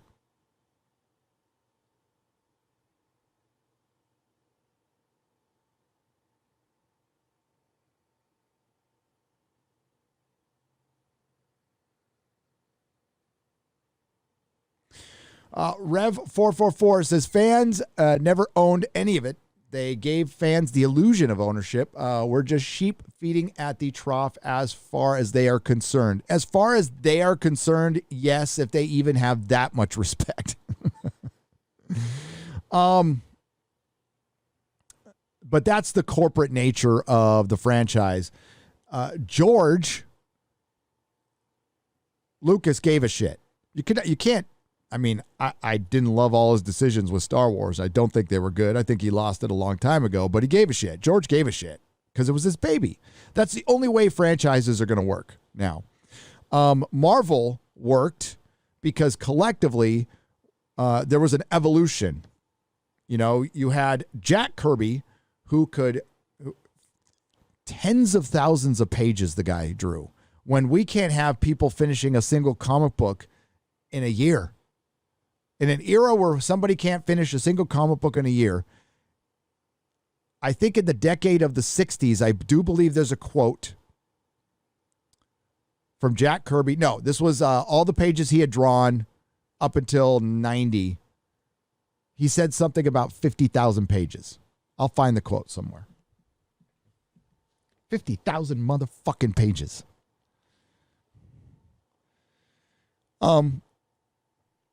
I was listening to Ozzy's Boneyard, and they were talking about Sabbath's first album, which was made in a day or a couple days on the way to Hampton.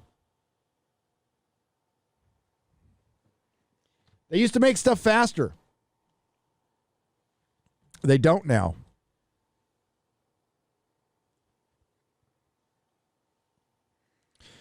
So there was an evolution with Marvel. They had Kirby, Lee, obviously, Ditko, Romita Sr.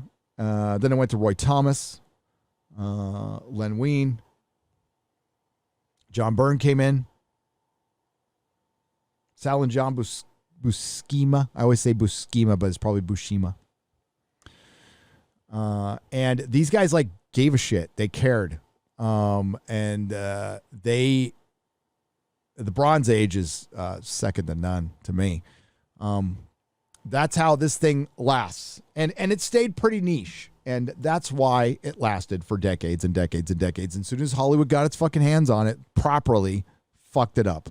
Now, the superhero genre has lasted a long time, but how many great superhero movies have we actually gotten? Gotten some really good ones. Gotten some good ones. A lot of shit. But how many great ones? For example, I would consider The Crow a great movie. The Crow is a great movie. It's a great superhero movie. It's a great adaptation. It's an achievement in editing, considering you lost your star without even completing filming in a very tragic manner. I just watched it. It holds up. It's got a great soundtrack. I have a lot of fondness for that movie. Are you going to remember Shang-Chi in 27 years? You're going to remember it in 27 months? No, you're not. So, no. Rev 444, corporations are incapable of making lasting franchises. The MCU, if you remember, was purchased. Disney purchased the MCU from Marvel. It was Marvel and Paramount, and it was one of the biggest risks ever taken. It was a bunch of borrowed money, and if Iron Man had failed, Marvel would have lost the rights forever to Iron Man, Captain America, and Thor, and the Hulk. And they still don't have all the rights to the Hulk yet, by the way. They don't. Wonder if Andy Williams would bitch slap these people. Not applicable for $2. Knowing what Andy Williams' politics were, yes, he would. Gomer Kyle, 79 for $2 says, not realistic Broadway would race swap them all. Good point. Gomer Kyle, I sit corrected. Lady Greymaster for $2. Look what they've done to my boy. I know. Jeremy Renner. I think he was a good pick for Hawkeye. If you guys don't know, the Hawkeye in the MCU is absolutely nothing like the Hawkeye from the comic books. What do you think of Earth's Mightiest Heroes? It was the last good animated Marvel thing in a decade, in my humble opinion. Says DRT is king for $5. I totally agree. If you have not seen Avengers Earth's Mightiest Heroes, find it, watch it. It's the best modern thing Marvel has ever done. I thought Spectacular Spider-Man was good. Really good. Earth's Mightiest Heroes was a little better. I think the X-Men, the animated series, is the GOAT for Marvel. Followed very closely by Spider-Man animated series. And Hulk and Iron Man and Fantastic Four. I loved all that stuff. But Earth's Mightiest Heroes was great. And they canceled it when Marvel bought it. The first thing they did, that was actually their first act. Disney's first act as owner of Marvel was to cancel Spectacular Spider-Man and Earth's Mightiest Heroes. I was pissed. That's when I knew. I'm like, that is not a good sign.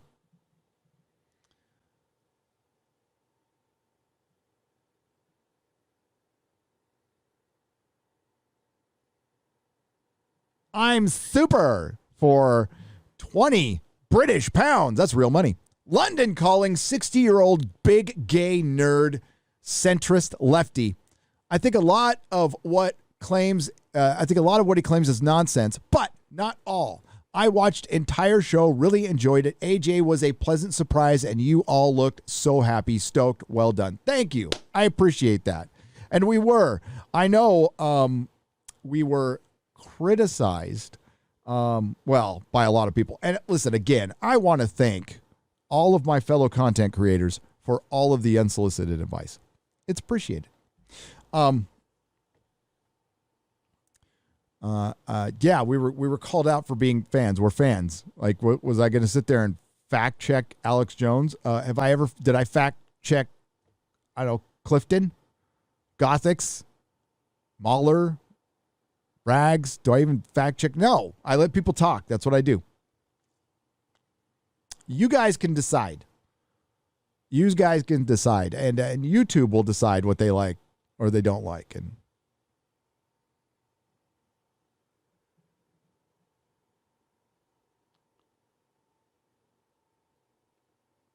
Toxic Man flew the Velvet Sledgehammer for $2. Nobody that matters cares about this crap for $2. What's up, Toxic Man flew? Is this Home Alone meets Die Hard? Where's Kevin? Says Gomer Kyle 79 for $2. Yeah, I got a little bit of that feeling. I like the Ronin costume. When Jeremy Renner wore it. I think Kate Bishop looked ridiculous in it. Terrorizing the streets with their little doe eyes. White creamy milk for $5 says Virgin Super Chatter.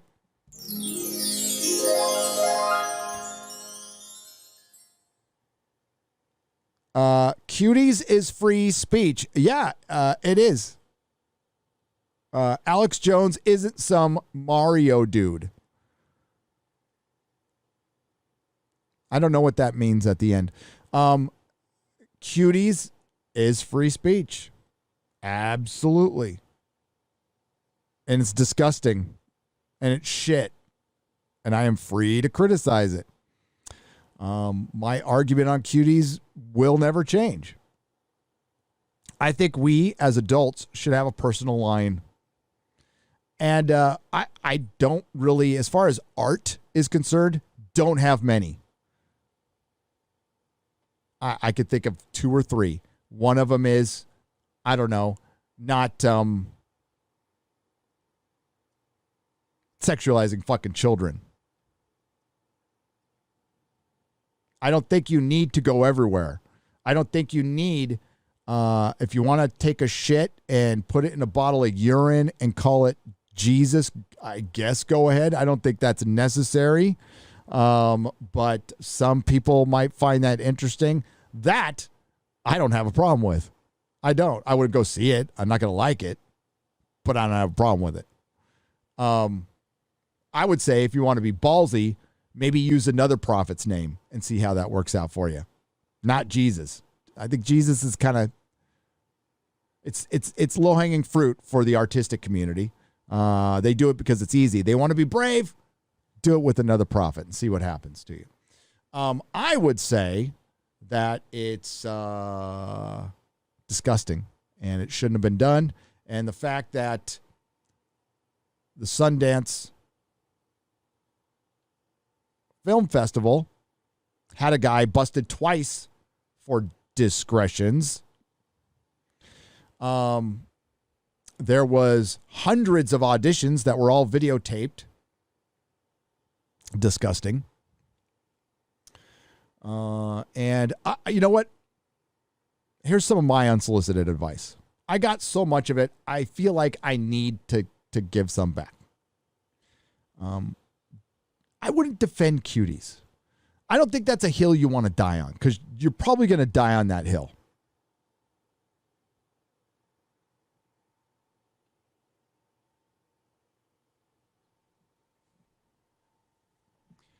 Should there be a government organization editing and banning stuff? No. We should do that on our own. We should know what lines not to personally cross as adults. There has to be protection for our kids, though. And that protection is there. They were able to avoid that with lots of money. Oh, and criticizing that movie got this channel in the doghouse. Big time. But yeah, go ahead, man. Go defend it. Defend it all day long. See how that works out for you.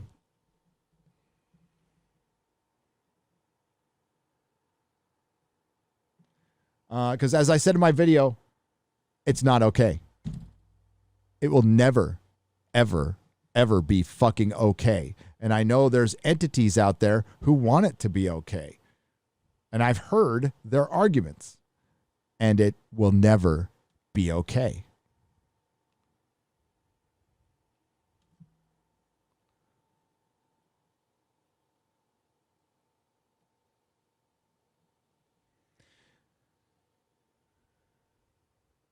Have you read the Takeshi Kovacs books? I hate what Netflix did to them. Richard E. Normus, Dick E. Normus, for 5 Canadian pesos. I liked Altered Carbon Season 1. I hated Altered Carbon Season 2. And I have read the books. I thought they were okay. They didn't grab me, though.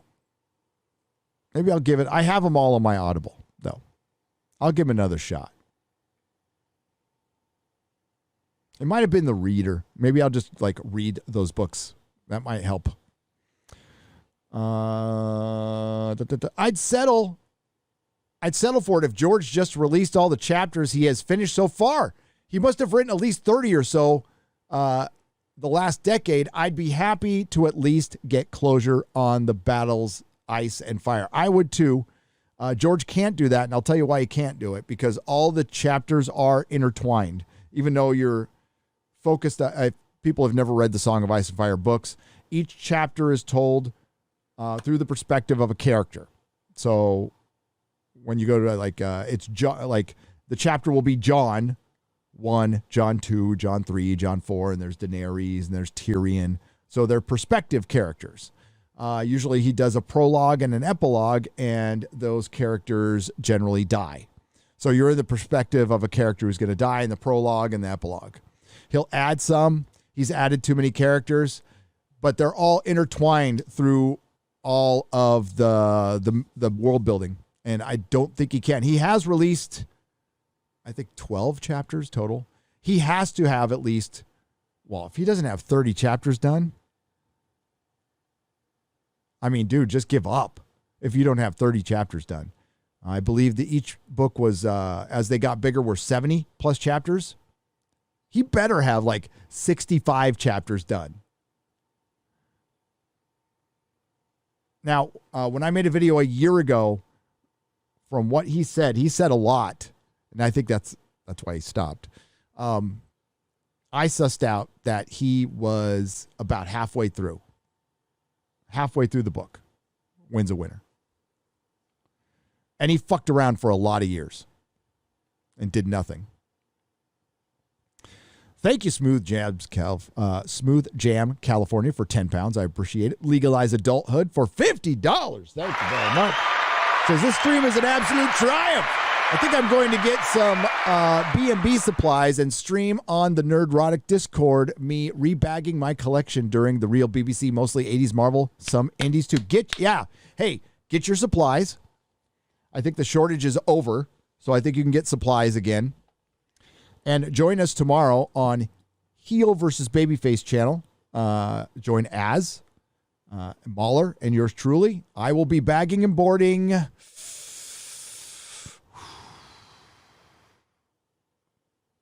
going to mix in a little modern. And I'll find some Silver Age. All my comics right now are the ones I haven't gone through are right here. So all these action figures are on comics bins. So I need to move them and get in there. But Guardians of the Galaxy is the modern one I want to do. I want to talk about that because there's a series that just doesn't get enough love. And the good movie, the first one was based on this series.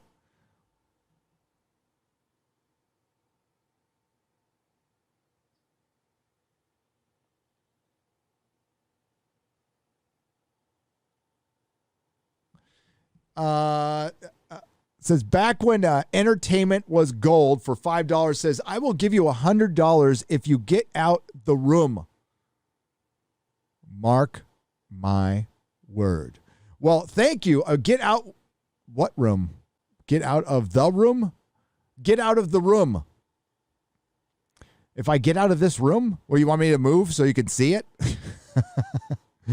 There are some room tours on my Twitter page. If you scroll down, I'll do another one if that's what you mean. I'm kind of confused by that. You could tell me in the chat though. You don't have to give another super chat. Not applicable for $2. Dude, awesome. Rooting for you to enjoy video games. I'll try. They're very time consuming. Witcher comics exist in several miniseries. Super Mastermind for $5. I know, I own them. And I like them. The Grizzly for $10. There's an omnibus you can get with Dark Horse. What I am confused by is how wokeness managed to last as long as a cultural movement. Jesus, it's been 10 years or so and doesn't show any signs of slowing down. Man, I hope we get through this. The wokeness has only been bad for, 2 or 3 years. 3 years. I'd say Last Jedi pushed things to fucking bad. But even 3 years ago, we were occasionally getting a good show. Now, nothing is good.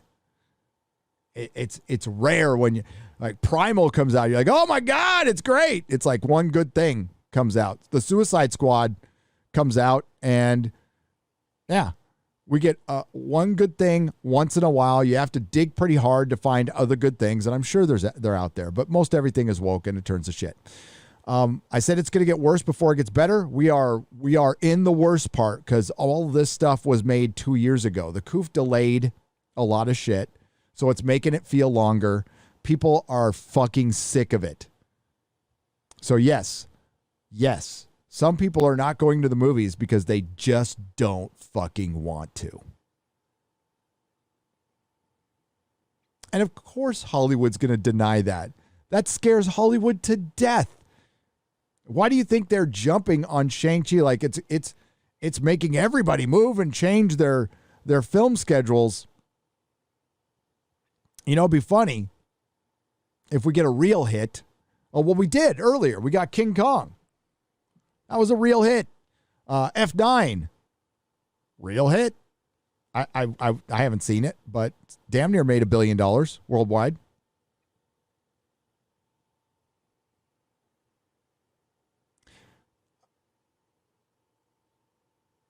The MCU is, there's the law of diminishing returns, which has already hit. It's had a shitty year. The quality is the writing sucks. And if the only counter argument to me is you don't like women and Asians, I'm like, oh, okay. Better tell that to my Asian son. But no, it's if you listen to my review, I wanted to see a more masculine Shang-Chi. And I wanted to see more of him because that's what the movie was called. Shang-Chi and the Legend of the 10 Bracelets. But he ended up getting his power from his dad. He got his ass kicked by his sister in the first fucking 15 minutes of the movie. Why in the fuck was Awkwafina with him at all? She's not athletic, not particularly smart. Oh, we needed exposition. It was just terrible. Will Trinity turn out to be the real one? Asked Jeff Summers for $4.99. Oh, that's what the rumor is. Somebody who has seen the movie said that that's what happens. If that is the case, then I will just stand by what I've said for many years. There is only one Matrix movie. Repeat after me. There is only one Matrix movie. I thought the trailer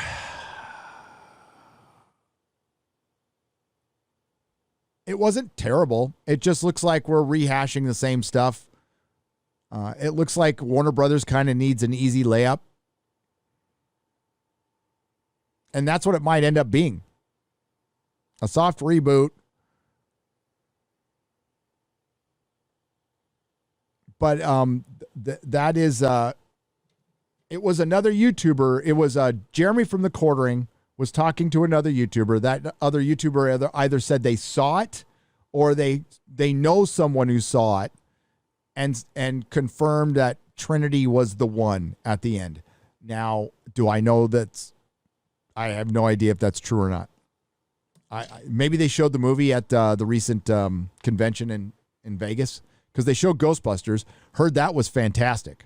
Heard Ghostbusters is just great. So I hope that one's true. Rooting like fucking hell for that one. Dune, the reviews are coming in. And I don't think it's looking good. But I want it to succeed for Dune fans. I'm rooting for the Dune fans. President Joe Biden has decided to give me a $50 super chat. Thank you for giving me some of my own money. I'm sure he super chatted from the presidential American Express black card, right? MCU success upset the balance. Studios now want remakes franchise safe for easy profit. Creatives willing to purposefully kill all franchises, old IP, so nothing is left. Get back to the old model. They want old fans to hate it, so you stop buying it. That is some 4D chess.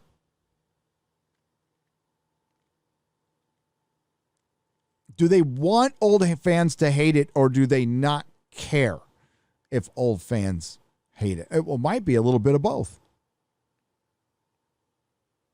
It might be a little bit of both. President Joe Biden, I appreciate you being very clear-minded in this super chat, by the way. Thank you. Got him during one of his good spells. I would say that collectively Hollywood is not that intelligent to try some 4D chess. I think there are some creatives who want fans to hate it. I think the people actually making decisions are too stupid to know better. Let me show you one guy.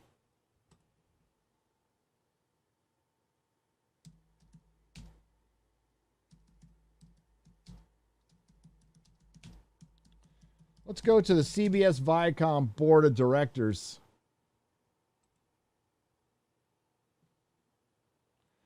And I want to show you the smartest man in Hollywood. The man who sealed the fate of one of the longest running franchises in the United States. Worldwide success. You might have heard of it, called Star Trek. You know, Captain Kirk, Spock, Dr. McCoy, Uhura, Scotty, Chekhov, Sulu, oh my, Captain Picard. This man sealed the fate of Star Trek forever, guaranteeing, solidifying, burying its future.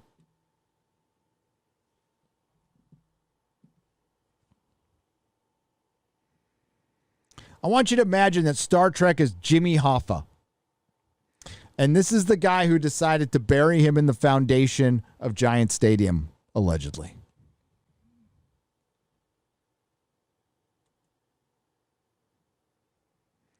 George Cheeks.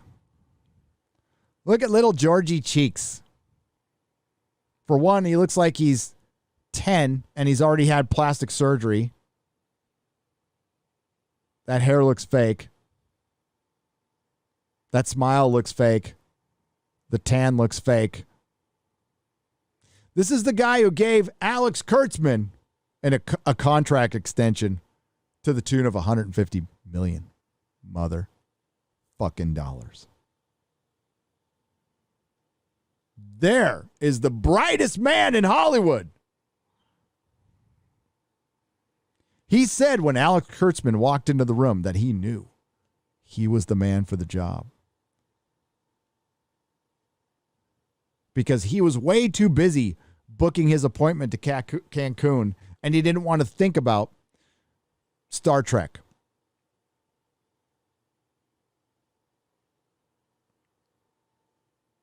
Probably has a tanning bed in his office. No, seriously, we need to point these guys out. Like, failing upward is one thing, but all of these guys right here, see these clowns right here? They gave Alex Kurtzman a contract extension.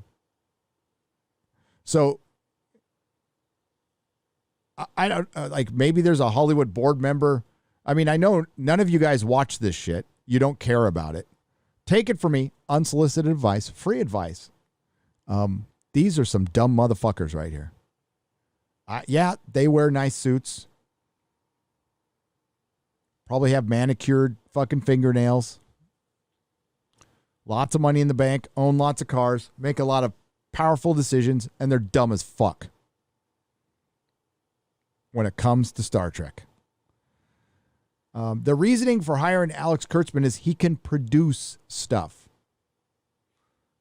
Well, Mags Visaggio can write a lot of pages.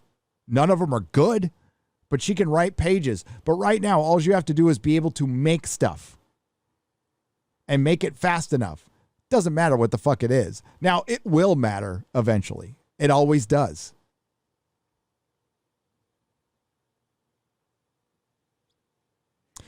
But yeah, we don't talk about the bankers that much, and we should.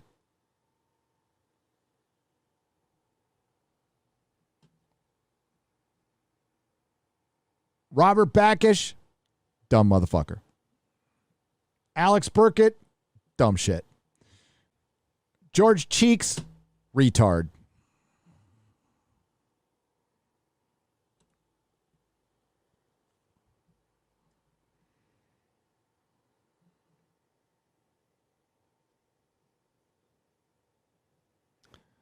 F name, I name for $5. 100% agree. Misunderstood you at first. I am from Arkansas, and I have too few ancestors. Carry on. Smooth Jam, California for 10 pounds. Hey, Gary, just watched that Hawkeye trailer. I had zero interest in the show beforehand, and I have even less interest now. It's a damn shame. He's one of my favorite Avengers in the comics. Hashtag RIP MCU. I'm going to have to be using that a lot. Yeah, I love Hawkeye. Kate C., a.k.a. the Snake Plush Kitten for $5. Says, don't feel bad about not liking Dune. I was a high schooler in the 60s, but thought Gravity's Rainbow was boring. All my friends raved about it. Yeah, I mean, like, there's going to be people who go, well, I don't like Lord of the Rings. Okay, I get it. It's fine. We all have our different things. I liked the David Lynch Dune movie for what it was. I mean, it's kind of corny. I maybe I'll watch Dune and fucking love it. I don't think the movie's going to be like the quality is going to be bad. I just don't know how it's going to sell to the normies. I hope it's a fucking massive hit and packs theaters. I hope it just packs fucking theaters. That's my hope. And maybe people will fucking wake up to, oh, wait a minute. After they adjusted everything and I sat in an empty theater watching Shang-Chi, a practically empty theater, and I went and I looked around.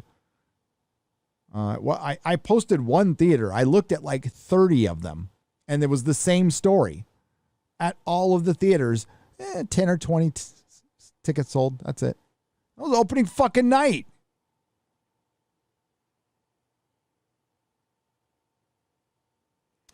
Brightest Day for $1.99 says a book read streams 3 times weekly. Wednesday is Dune. Excellent. I read a chapter of A Song of Ice and Fire on Nerdrotic Daily. I did the Forsaken chapter, which I think is fucking the best chapter George wrote. Next FNT with Alex Jones should be done in Bohemian Grove. I didn't get a chance to ask him about Bohemian Grove. Van Vidal for 10. What is that? AED. I don't know what an AED is. We'll just say Martian peso. When I can't figure it out, it's a Martian peso. So if you don't know Bohemian Grove, it's up in Northern California. That's where the elite go and hang out and discuss policy and party their asses off with hookers and blow. Allegedly. That's just the rumors I hear. Take it with a grain of salt. Or a grain of blow. And Alex was offered the opportunity to go break in and get the ritual on video, which he did. And it's not just celebrities. I mean, this is like high-ranking politicians from around the world. Henry Kissinger. And there's a giant wooden owl that they call Moloch, I think. And they do a mock ceremony and a mock sacrifice. It's a little weird. It's a little weird. It could be all for funsies. But he got it on videotape. It's the kind of thing like, wow, that is the rantings of a raving lunatic saying that George Bush Jr. and a bunch of people are at this weird ceremony that they don't want anybody filming or anybody knowing about. And listen, that club is there for the elite to go get their freak on. Now, do I care if people get their freak on? No, absolutely not. Do I think it affects your decision making? It depends on what your freak on is. There's some perfectly innocent, adult, get your freak on. Like most of it, I don't give a shit about. There's certain lines we just shouldn't cross as adults. Cuties. It's like one thing that comes to mind.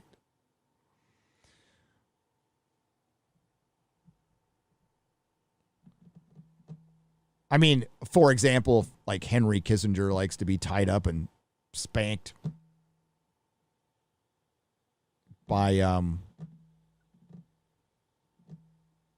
blanking on his name. This would have been a better bit if I could have remembered his fucking name.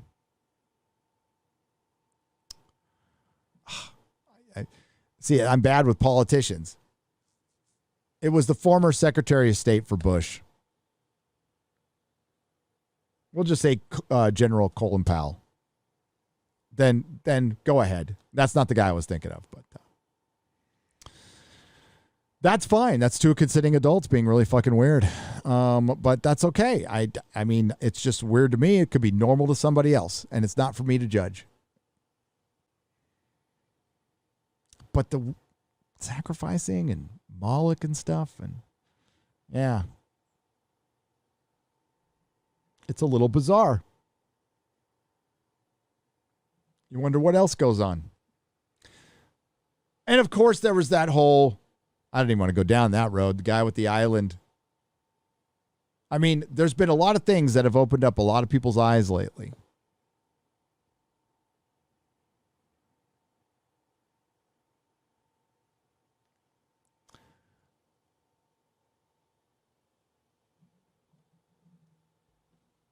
Get rid of these fools. Let me get rid of those fools.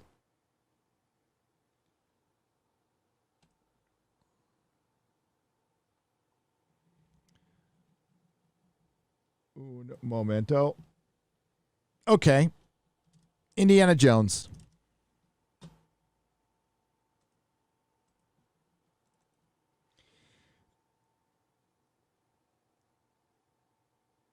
Yeah, I don't know what to think. I'm sorry. Rose McGowan claims California governor's wife tried to silence her.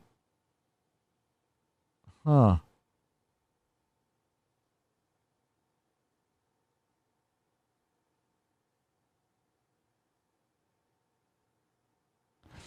Wow. I might have to make a video about Lashana Lynch.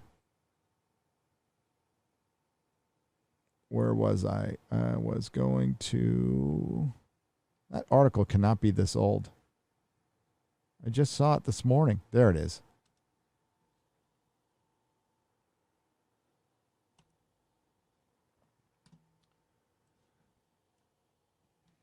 All right, so the rumor is that Phoebe Waller-Bridge is going to replace Indiana Jones as a female archaeology professor.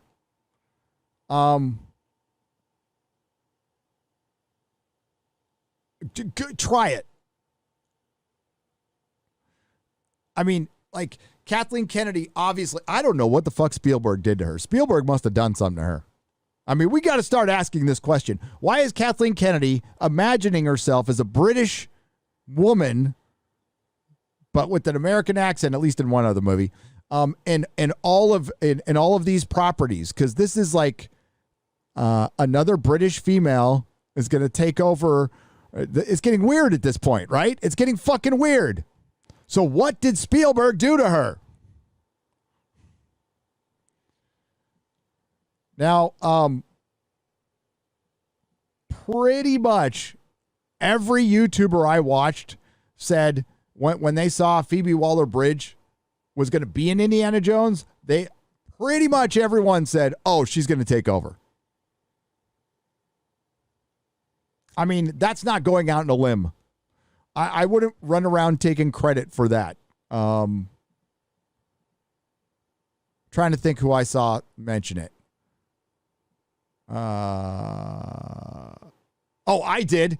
And Tom from Midnight's Edge, Yellow Flash, Az mentioned it. Pretty sure we all mentioned it on Friday Night Tights. So, yeah, and everybody in the chat, I think people in the comments section, the minute it came up, everybody was saying this. So, it's not a big surprise here. Considering everything we've seen, it would be a bigger surprise if it didn't happen.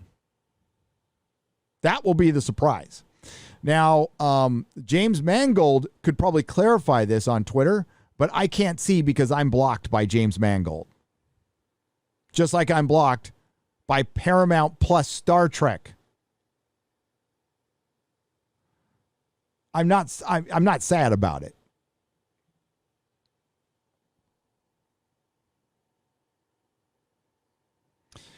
A new rumor claims that actress Phoebe Waller-Bridge, known for playing the insufferable L337, fucking hail John Trent, in Solo, a Star Wars story, will replace Indiana Jones as a female archaeology professor. The new rumor is from the Daily Mail. Okay, well, I have some experience with the Daily Mail. I'm sure you guys do too. They can be a little full of shit sometimes, and sometimes they can be right. I mean, along with everybody else and yours truly, they were predicting the demise of the first female doctor played by Jodie Whittaker, who we will lovingly call Dr. Karen, for a long time, and eventually they were right.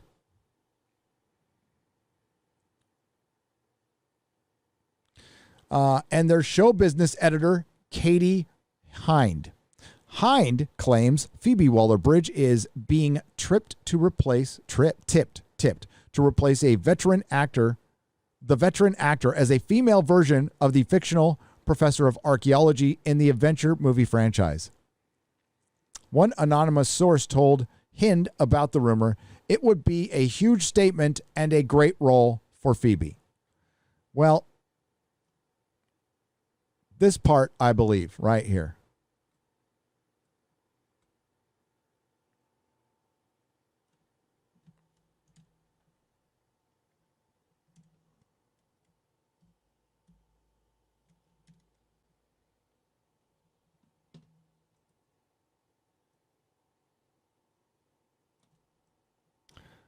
Make this a little bigger. Oops.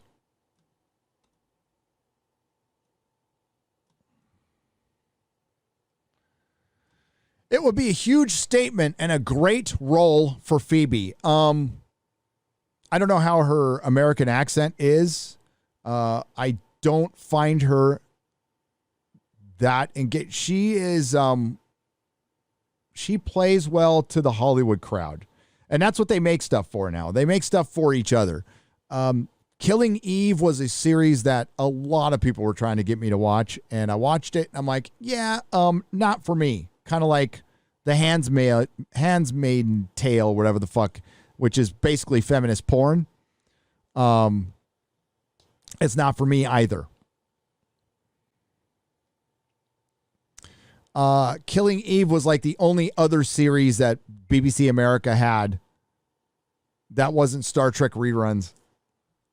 Not the biggest fan. And yeah, she was pretty insufferable as L337. I agree, but that's just a voice role, whatever. If you're going to have a replacement for Indiana Jones, well, you can't. Originally, it was set up for that. Originally, Indiana Jones was supposed to be like James Bond. That's what George Lucas and Steven Spielberg wanted to do. They wanted to have their own James Bond-like character, which means you could probably recast it. It's a damn shame we didn't get more Indiana Jones films, but just like with the Matrix film, I just want you to repeat after me. There is only 3 Indiana Jones films. There is only 3 Indiana Jones films. There's only one Matrix film. There's only 3 Indiana Jones films. No matter what the fuck they make out of this one. But that being said, this week just keeps getting better. I get attacked by Simu Liu. Well, okay, didn't get attacked. That might be a little bit of hyperbole, which I mentioned in my video. Oh my God, the amount of people who took that thumbnail seriously was great. Alex Jones was on. Came out $100 ahead in blackjack. I got blocked by Paramount Plus. It's been a fucking great week.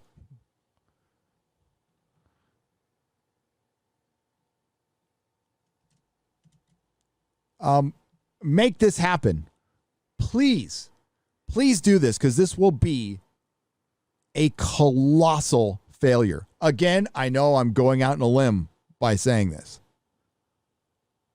But this will be a colossal flop. A fucking colossal flop. Indiana Jones and the Tomb of the Patriarchy. Make it happen.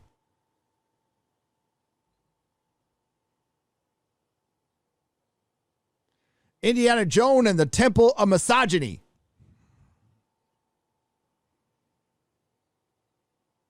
Indiana Jones and the Last Feminist. Indiana Jones and the Cave of the Crystal Meth. I couldn't think of any more fucking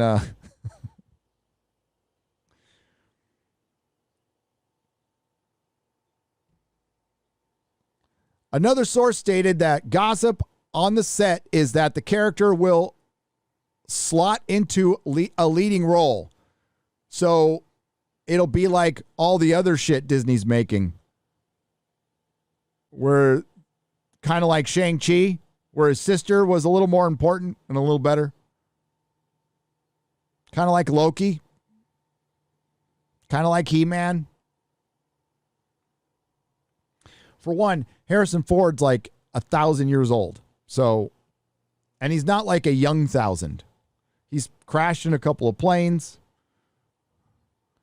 A previous rumor claimed that Waller-Bridges' character is actually a British journalist named Clara, who is investigating Mads Mikkelsen's character. Mikkelsen's character is rumored to be a former Nazi scientist named Schroeder.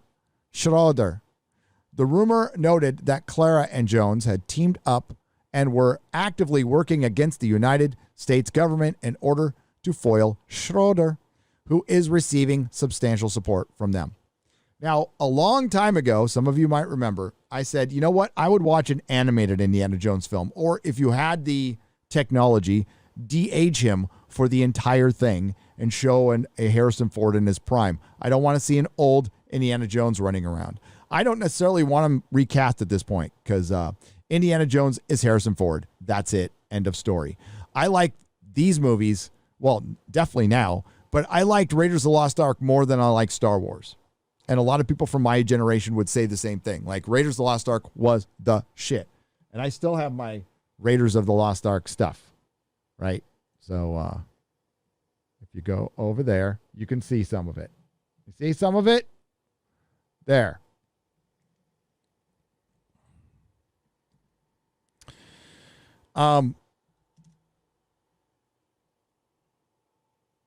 Yeah.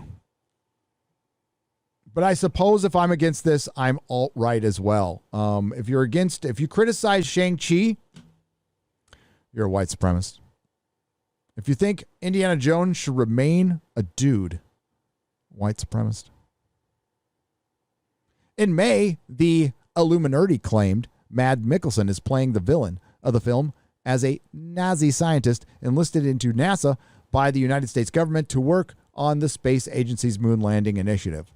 It's clearly based on the real-life Oppenheimer Operation Paperclip, which saw the recruitment of over 1,600 former German scientists, engineers, and technicians. Many of them were former members of the Nazi Party, making them former Nazis, to facilitate the United States beating the Soviet Union in the space race. The Walt Disney Company and Lucasfilm announced Walter Bridges' role in the film back in April. Walter Bridges.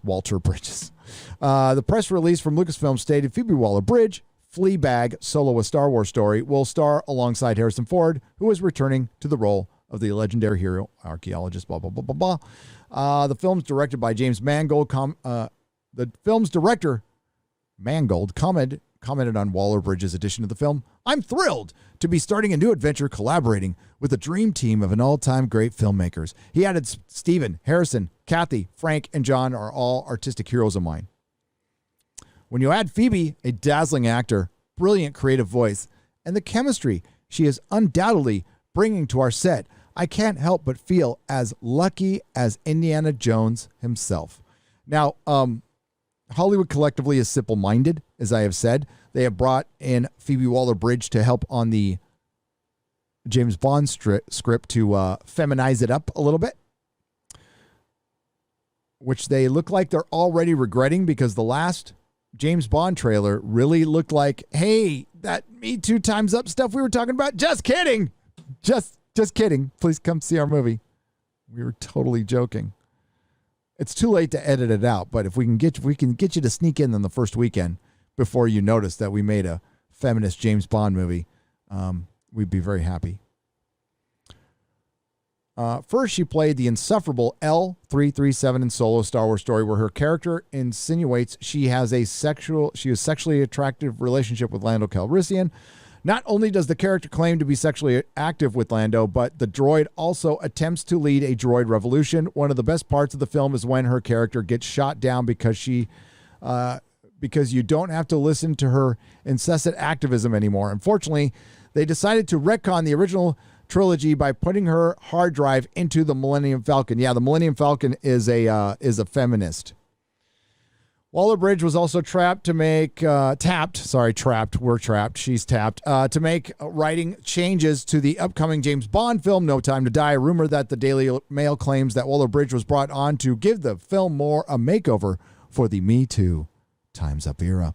The writer and actress explained her take on James Bond. There's been a lot of work. There's been a lot of talk about whether or not the Bond franchise is relevant now because of who he is and the way he treats women. I think that's bollocks. I think he's absolutely relevant now. It has just got to grow for modern audiences. It has just got to evolve. And the important thing is that the film treats the women properly. I always thought James Bond treated the women properly. I mean, they were all crying his name.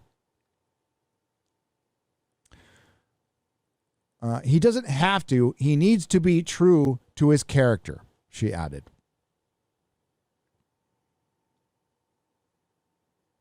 Fucking don't even. I don't know what this image is from. I don't know what that image is from. I don't recognize it. Repeat after me. There is only 3 Indiana Jones films. There is only 1 Matrix film. What do I make of this new rumor? I find it hard to buy that they would actually replace Indiana Jones. I find it very believable, and I would actually go as far as to say this will probably happen in the film, that she will be much smarter, more capable. I don't think there can be a romantic involvement because of the, I don't know, half a century age difference, but you never know. And he's married to Marion, right? I heard that anywhere, but I don't know if it counts. Oh my God, when she was walking on that fucking, on the submarine and the wind was blowing, that got a lot of kids through puberty. Just saying. Just saying. It's bullshit, but it's typical. It's what's going to happen. Lashana Lynch claims reaction to being cast in new James Bond film reminded her of segregation. You know what reminds me of segregation? CRT.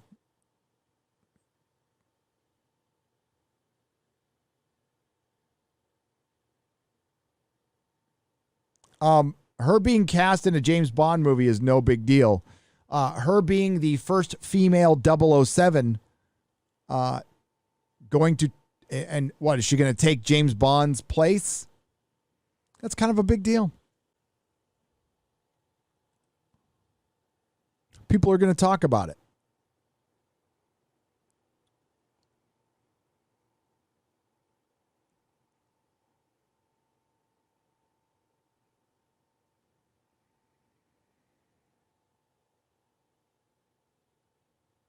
Lashana Lynch on making history as the first black female 007. Why couldn't she be 004 or 9?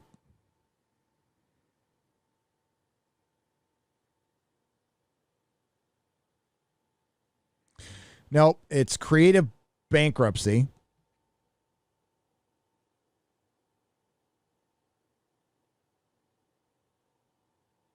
And what is the Bond franchise? It's a dude it's a dude doing dude things in the most dude possible way. So let's make him a girl.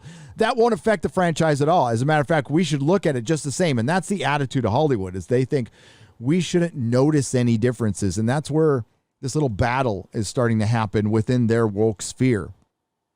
They can't have it both ways. They can't have women having their agency and then play to the alphabet community. You just can't have it both ways. Unless you have women willing to acknowledge they're not women. And women willing to freely acknowledge that men can menstruate too. You want to piss off a woman? Tell them that. And then say, oh, I fucking love to give it to you. You can have it.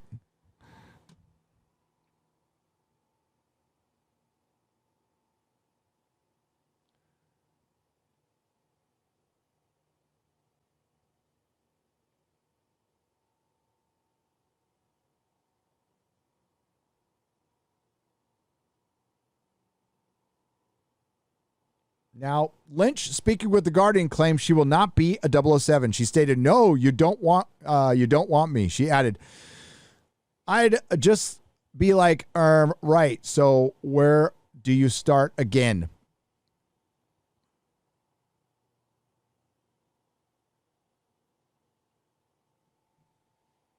Lynch then asserted with Bond, it could be a man or a woman. They could be black or white or Asian or mixed race. They could be younger or old. At the end of the day, even if a 2-year-old is playing Bond, everyone would flock to the cinema to see what the 2-year-old is going to do or not. Not necessarily.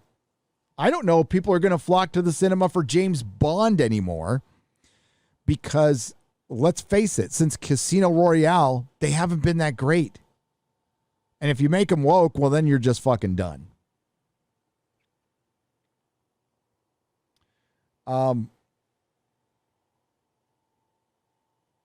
Yeah, we'll see. I don't know. I got a Terminator Dark Fate feeling about this movie. I hope I'm wrong because the director, I'm a fan of the director. Cary Fukunaga, hope I got his last name right, did True Detective season 1. It was pretty fun. And he did Maniac, which was pretty interesting, I thought. So visually, I think he's kind of like I don't know how well he's going to do with a very linear action movie. I don't think that's his thing. But if you saw True Detective season 1, fuck, was that good. Oh my Lord, was that good. Good shit.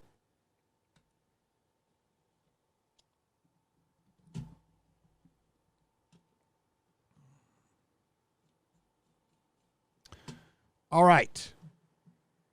It is, almost time for me to go. I always I'm going to go for like an hour and a half, and I go for like 3. Mark Smith for $10. The issue of the current Marvel writers hired to make their MCU movies is that they all have seen our properties like the I fucking Streamlabs breaks words up in the middle and it drives me crazy. The issue with the current Marvel writers hired to make their MCU movies is that they all have They have seen our properties like The Tick. They could care less about the source material or the fans who follow it. I wish they would all go home. I wish they would too. I wish we would go back to, you don't have to know everything about the source material at all. You just have to give a shit. Do your fucking job. Be a professional. Look into stuff. But see, that's part of it is they're handing these jobs to people who aren't very talented. So they don't know what hard work and preparation is. Plus, all they have is their politics. That's what got them the job. Their junk and their politics, not their fucking talent. So that's what they got to play into. Because they lack talent. We need POT in Hollywood. People of talent. I'm so fucking terrified how they'll do Moon Knight after watching your reviews of their other D+ shows. I am too. Not Mark for $5, and I fucking love Moon Knight. I think Oscar Isaac's actually a good pick for the role, quite frankly. I have the same MCU Phase 1 Collector's Edition set of movies that I see over your right shoulder. I've been contemplating picking up the Phase 2 version. The cheapest I can find it is $330. Do you think it's worth it? I could go either way on it. I would see if you can find one for a couple hundred. $330 seems a little, yeah, that right here. I love it. But that's when they care. Well, that's when DVDs were making money and Blu-rays were making money and they gave you like lots of fun extra shit. Now it's like, nah. Nah. No need to top any other show you guys are. I read this one already, Aston G. But no need to top any other shows you guys are entertaining on your own. Keep it all, and we'll all be here laughing at you, sometimes at you. I read that one already. Sorry. Raja for $3. Thank you again for the donate. Yeah, that's a donation. So these are on the donation side. I appreciate it.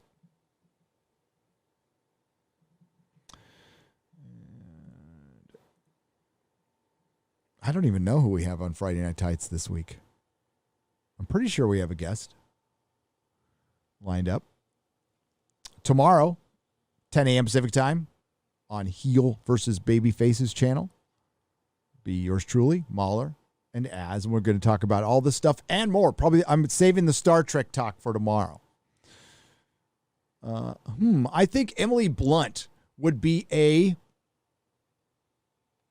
good Indiana Jones recast. I wouldn't mind it with their James Bond route of recast. Great show last weekend. Thank you. Emily Blunt as Indiana Jones. No. Indiana Jones is a dude. If you want to do like a Tomb Raider with Emily Blunt and make her like hot again, sure. Just do a good Tomb Raider movie. I think the last one, didn't they talk about a sequel? But the last one was like Bland Raider. It was like bland stuff happening on the bland. It's like staring at a beige wall. That's what it felt like. But thank you. I appreciate it. I do appreciate it. I think recasting Indy, I think there was a time you can do that. I don't think you can do that now. I mean, this is the worst I've ever seen Hollywood. So, I mean, I haven't seen every second of it. I've only been around 52 years. But this is the most divisive I've seen our country. This is the worst shape I've ever seen. I've witnessed my country being in. And entertainment usually is pretty good at times like that, but it's shit. It's utter shit. Now, there are good things happening, but you got to find them, and they're still a ways out. Bubbling and Bizarre for $2. They should bring back Sean Patrick Flannery for Indy. The young Indiana. I love the young Indiana Jones Chronicles. They should. Or Boondock Saints 3. Nerd Immunity for $4.49. I love that name. Gary, which complete run should I buy? Punisher War Journal 1 through 80 or Teen Titans 1984, or please recommend a good X-Men run to start collecting. Thanks. Good X-Men run? Fucking Dark Phoenix saga. The Phoenix Saga. I would start with if you could find reprints of 94 and up. Some of them are very expensive, but start there. Claremont and Cockrum and Claremont and Byrne. Just fucking gold. I would lean towards Teen Titans 1984 if you can get a full run.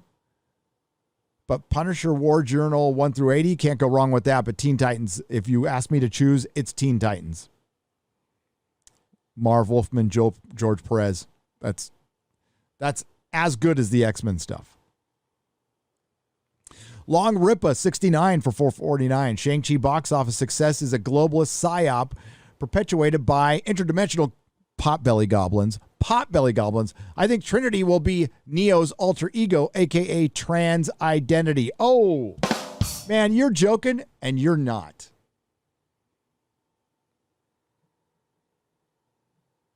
I remember I was doing a live stream. I tried to look for the clip. I can't, but somebody asked me, it was the day Picard was announced. And I said, oh, he's probably just going to be a doddering old man, and some girl who's the key to everything is going to show him the way, show him to be a better Picard and actually be the centerpiece of the show. And that's exactly what fucking happened. It was whenever they announced it. I never could find the auto, but I fucking boom, boom, boom. It's not hard to figure out now because, like I said, in the opposite way. See, Mexican food is a variation of like 5 things, right? It's meat, cheese,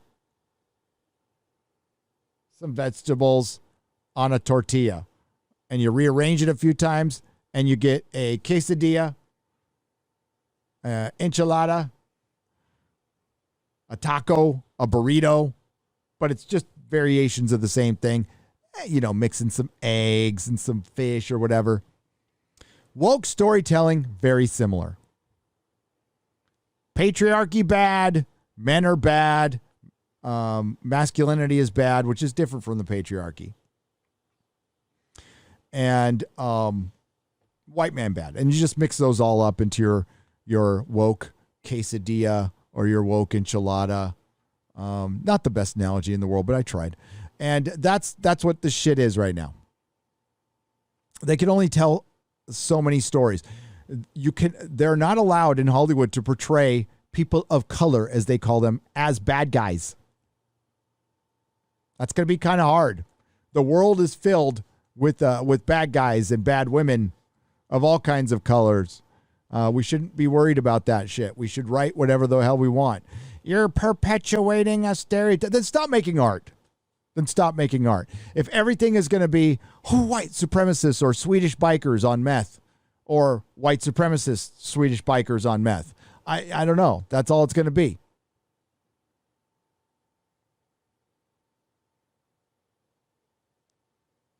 Indiana Jones and the Curse of the Crimson Tide. And she's gay, says Chris Topher for $2. Yep. Oh, she'll be gay. I promise you she is gay. She is gay. Andre Moldeski for 50 Czechoslovakian peso says, "Hail Gary, I have to say, hand to heart. I rather look forward to the new Matrix for Keanu Reeves than the new Blade." I agree. I agree with that. I mean, if you ask me to compare the two, there's a much better chance that Matrix will be better than Blade, a PG-13 fucking Blade.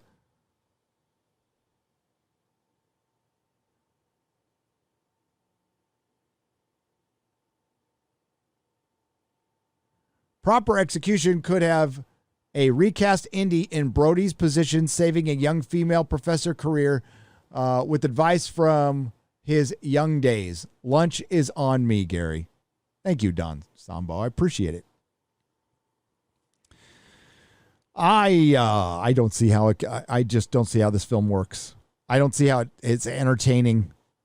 Mangold is good, dude. I mean, a guy he's got me blocked. I don't give a shit. I think he's a damn good filmmaker. I don't even think he can save this thing. Steven Spielberg and George Lucas ran Kathy's Kessel Run and gave her midichlorians. She's never forgiven them. F name, my name. Estado Fortune for 5 Canadian pesos says, Hail Gary, I've watched both Escape from New York and LA this weekend, and I sure miss those kind of movies. Just badass and plain fun. Yes. I was, when I was driving back from, and thank you, I was driving back from Vegas, and I was listening to my Boomer XM radio, Ozzy's Boneyard. And it's like, seriously, the only reason I keep XM is so I can listen to Ozzy's Boneyard. And I could put all these songs together myself, but I just like the station. So they had, so I'm listening to Ozzy's Boneyard for my 5-hour drive. There was a lot of traffic. So I'm driving through the California desert. I love the California desert, the geology, everything's all, everything looks post-apocalyptic, post-cataclysmic. A lot of it was underwater before, so you get weird rock formations, volcanic shit. It's fucking great. I'm listening to fucking AC/DC. And I'm listening to Van Halen. And I'm listening to Iron Maiden. But particularly with Guns N' Roses, AC/DC, Van Halen, David Lee Roth Van Halen, not that Van Hagar shit. There were pretty much songs about, I want to get laid. I'm going to get in a fight. I'm a fucking badass. I mean, that's what AC/DC is like. I'm going to break out of jail. I'm a fucking badass. And I'm going to fuck this fat chick right here. That's all the songs were about. God, those are better days. Remember when guys used to sing about how much of a fucking badass? Now we got men, people who call themselves men, critiquing a video game, sees a character with a nice set of knockers, and he goes, "That's too sexy. I was uncomfortable with the character because that's sexy." We're fit to be conquered right now. We are. We're just lucky that nobody's done it yet.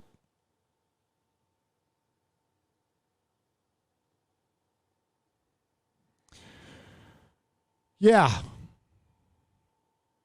Whole lot of Rosie. TNT. Yeah, I was like, yeah, these guys, all they sang about was like how fucking badass they were.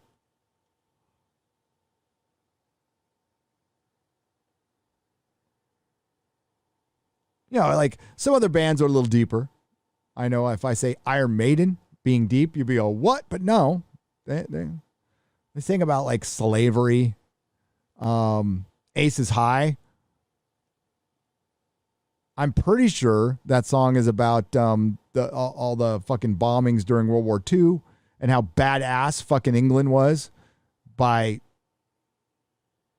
not losing. Basically, they had every right to lose. They were this little island, the fucking German war machine raining down on them, and they fucking fought it off like a bunch of badasses. That's why I love that song, Aces High.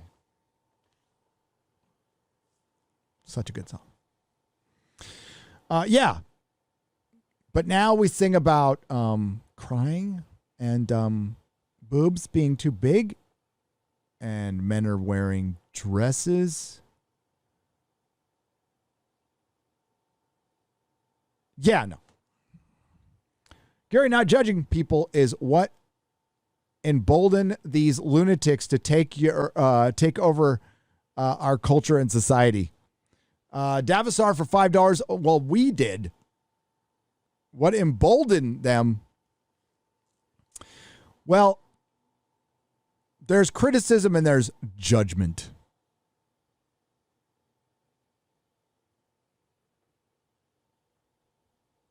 But what mostly emboldened them was the corporations.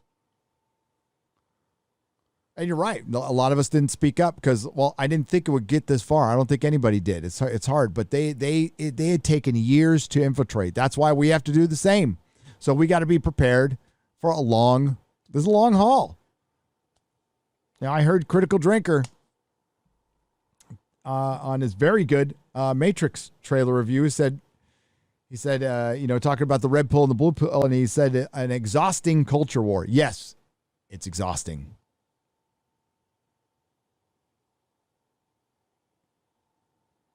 I would love for it to just all go away and be better, but that's not going to happen. So it either goes away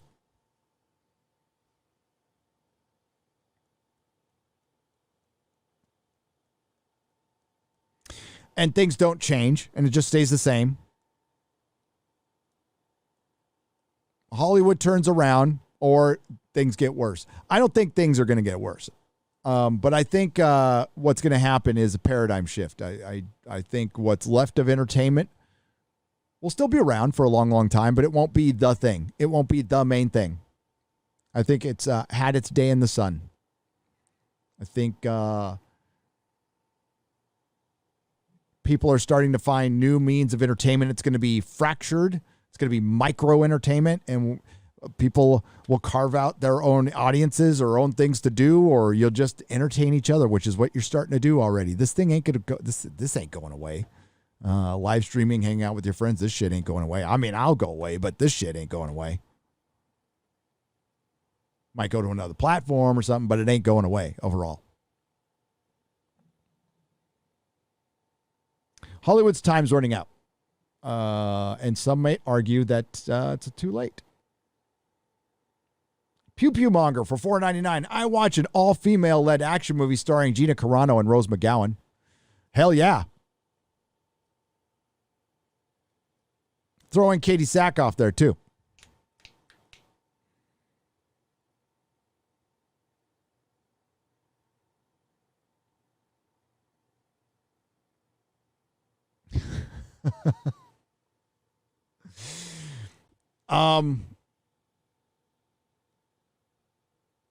For €5,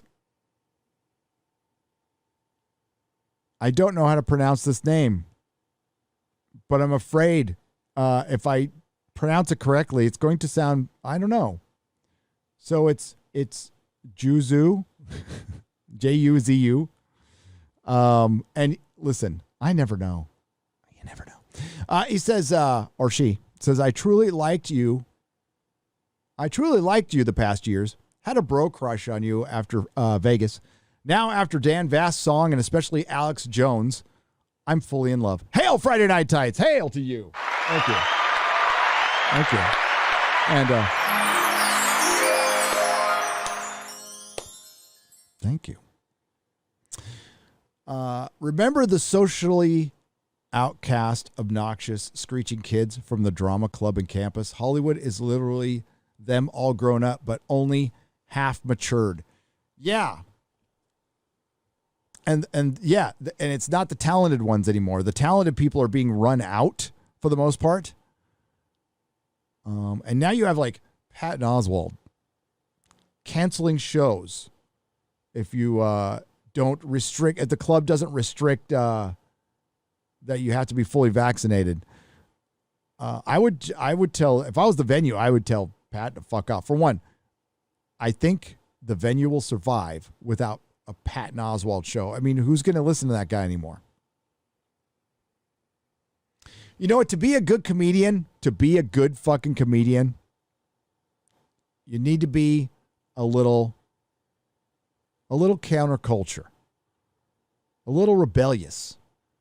And when you all look like a bunch of kneeling, fucking knob-sucking conformists, that shit ain't funny. That shit ain't funny. You know, I know a lot of people like Bill Burr on a line with me, man. He's on a line with me.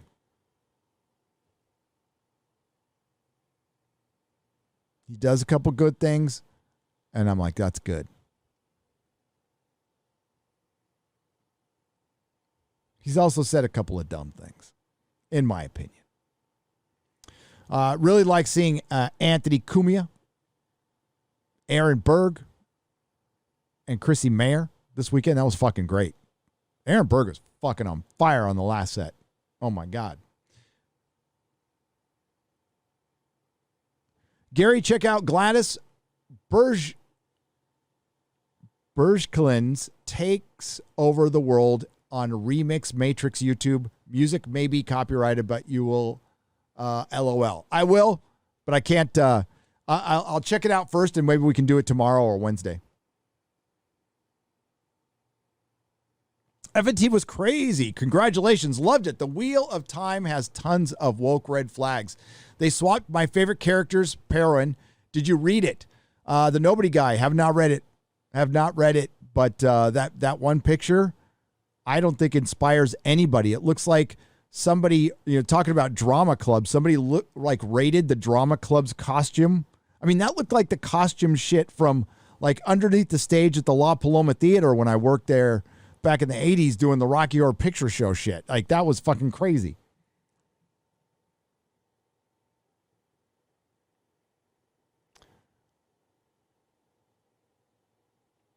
Fragger Jizz for 1999. Hail to you, good sir. Love the channel. Big time old school DC fan myself, and I'm not sure if you talked about Stargirl show, but was curious what you think. Hail to the stream. I watched it at first. It was fine, and I just lost interest. Kind of like with Titans. I hated Titans season 2. I just Akiva Goldsman wrote it, and he sucks. He just fucking sucks. Silver Surfer, but thank you. I might go back and look. A lot of people have said it isn't woke. I don't know about that, though. Silver Surfer animated series was Marvel's best animated series ahead of its time. John Papasergio for $4.99. It's pretty good. Oh, the Silver Surfer has the best fucking story. He's got the best story. I mean, aside from he can't use his dick because it's encased in silver. But Earth's Mightiest Heroes ended on a cliffhanger, too. Yes, it did. Crisis 1 for $2. So did Spectacular Spider-Man on a horrible fucking cliffhanger. And remember Spider-Man, the MTV animated series where Neil Patrick Harris voiced Spider-Man? That was pretty good for what it was. And that ended on a cliffhanger as well. Best time is now for $9.99. I stopped going to the movies when kids started using their phones, texting nonstop. I'm old and cranky. Yeah, don't ever go to the movies with me. Best time is now. And my wife. We talk too much. Shang-Chi and the Search for the Sissy Pants, says Commandant VHS for $2. Thank you. Yeah, I mean, I want movie theaters to survive. I like them. I like the experience. I like the big IMAX theaters with the fucking 72 speakers and shit. I fucking love that shit. And I really enjoyed watching The Suicide Squad in IMAX. And that's what I'm going to watch Dune in. And yes, I'm going to Dune, and I'm going to all these movies. And one promise I can make is the guys for Friday Night Tights will be watching them too.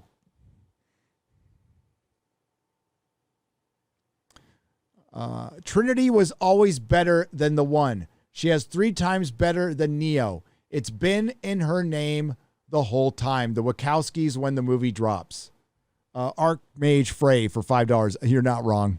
And it's only one Wachowski's working on this. I wonder why. Haven't gotten an answer to that yet. Overkill 161. Thank you for the 99-cent donation. I appreciate it. I'd watch. Oh, I read that one. Remember? Okay, I read that one. All right.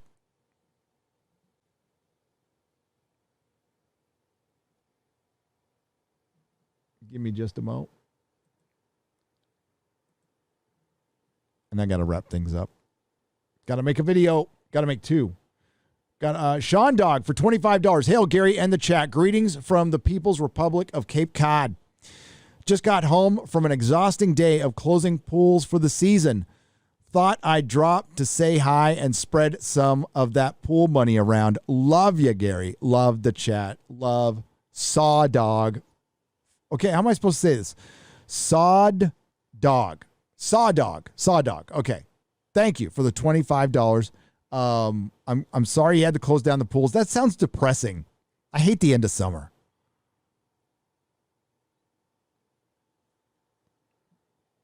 You know what that means? We're closer to lockdowns.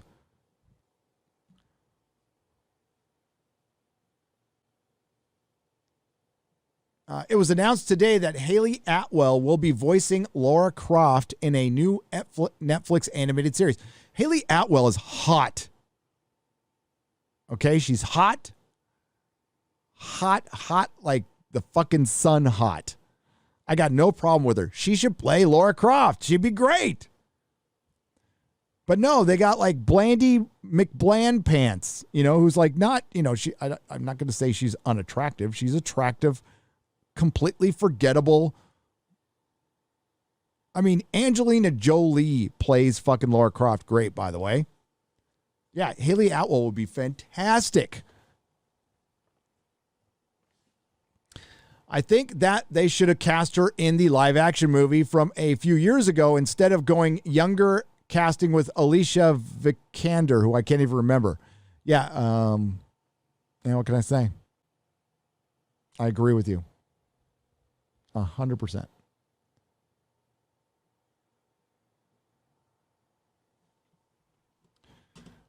We got Sci-Fi Freak on the Jaloja level says, watch all scripted Batman comic on YouTube. I think you'll get a kick out of it. AI scripted Batman. Oh, I've seen that one. I have seen. I thought I said all. I've seen it. It is pretty funny. It is pretty funny. Didn't Tom and the Midnight's Edge Mead guys read the Mankiewicz script yesterday? I've got a copy of that. Had it forever. Boz Bundalo says, I know it's wrong, but when the lefties, wokies experience reality, depression, and self-deletions become norm, Hollywood implodes. I'll be smiling, not giving a crap at any of it. I've seen it once in my life. Thanos was wise. Boz, that's the resentment they've created.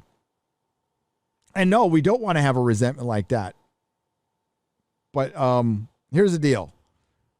We never want to wish death on anybody. It's horrible karma, and it's just bad.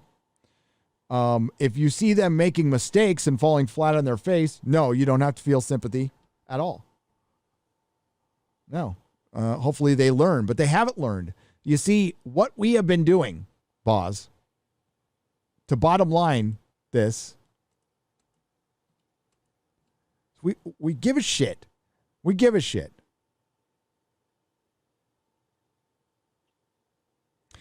So, I mean, yeah, this room, it makes me a crazy person, but it's also like, I'm into this shit. I fucking love Marvel. I love the MCU up until a certain point. I fucking love DC. I like the Snyder Cut. I fucking want to see an Ayer cut. Fuck yeah. I want to see more good superhero movies like the Suicide Squad with a little heart that were character driven, made by talented people who I might not necessarily like. That doesn't matter. That doesn't factor into it until they go after fans, of course. But what we're essentially saying is, hey, we still want to like your shit. We want to enjoy this shit. We still want to give you money. How about not hiring a bunch of fucking shitheads? And that's what they're doing. You're hiring, I mean, like this woman writing for Knights of the Old Republic. Again, I started the live stream with this. That was just a middle finger. That's simple as that. Her talent wasn't factored in at all. Oh, she can put two words together and tell fans to fuck off? Star Wars employee. Like I said, and this let's wrap it up with this. Let's go all the way back to the ankle biters.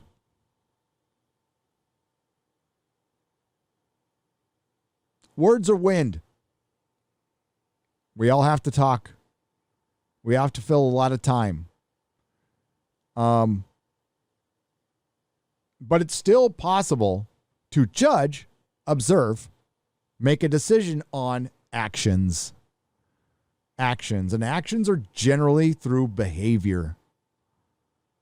behavior. How do you see Disney Star Wars behaving today? I want you to forget about every rumor or anything from the news.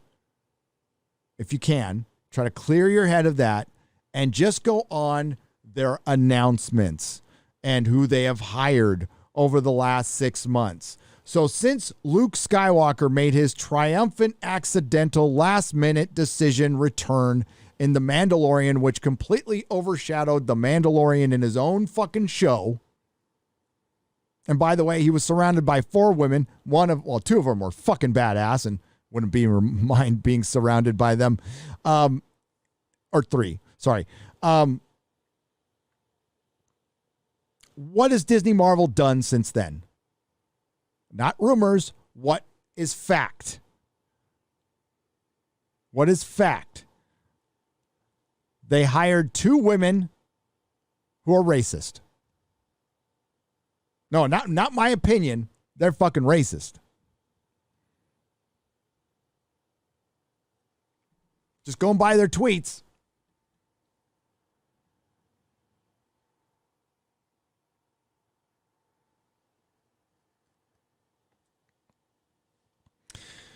An executive, not just an employee, a fucking executive named Pablo Hidalgo shamed their biggest fan, who's a fucking running commercial for Disney Star Wars, and is probably responsible for creating more fans than actual Disney Star Wars at this point.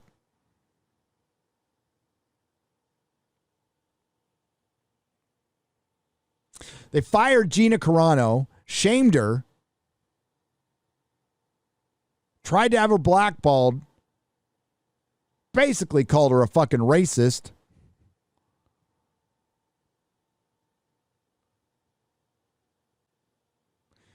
They called a ship the Vessel, and they got a rock character. The entire Let's Get High Republic, and just this latest hiring. So based on everything you've seen, where I don't know where it changes, where it gets better. Jon Favreau's there? Jon Favreau? So it's Jon Favreau by himself versus all of what I just named for you. Everything I just named went against that Luke Skywalker return, and it's now like it didn't even fucking happen. Star Wars, for a very short time there, brought a lot of people back. And all it took was a CGI Luke. It brought a lot of fucking people back. And they lost most of those people within a month.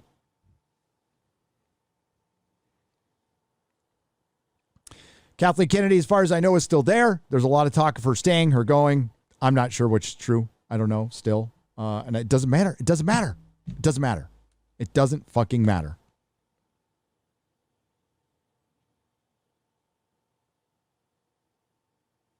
There's the Visions coming out, the anime. I couldn't be less interested in that. Less interested. And I feel bad for Star Wars fans because they deserve better. Most of you are fucking awesome and deserve but you're dude. I know it's tough to think about. Han went back to being a bad dad and he's dead. Luke gave up on the fucking Force and tried to kill his nephew. And then he OD'd on the Force. Leia, the big Jedi Master who Mary Poppins her way through space, made some really stupid decisions before she passed away in the Star Wars universe. And Rey Skywalker is your chosen one, who convinced the Emperor to kill himself accidentally. The Emperor who came back. Yes, the Emperor came back. The vaporized Emperor came back. How? Stuff. Things and stuff. It's bad. It's fucking bad. I'm sorry, Star Wars fans. So, judge Disney Star Wars by their actions. They have not shown me anything that they're going to turn anything around. And it has to be directly what they have done and said. Until then, Bob Chapek is just another Disney CEO who thinks Kathy's doing a great job and thanks concentration camps in fucking China. Kevin Feige's turned into the next Kathleen Kennedy, so we have a replacement. And going against the grain, we have a male replacement for a female, which is interesting, but that's what's going on. And the same with the ankle biters. You can hear what they say, hear all the stuff they say, blah, blah, blah, blah, blah, but what do they do? What do they do? What's their behavior?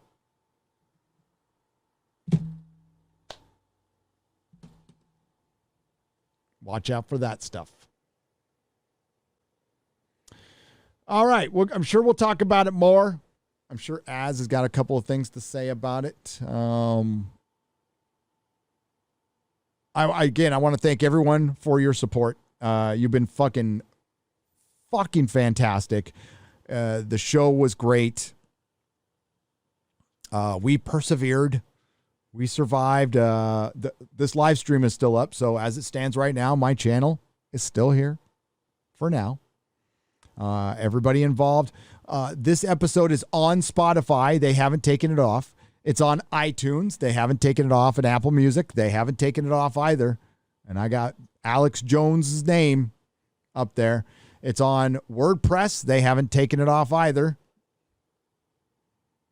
Nobody's taken it off.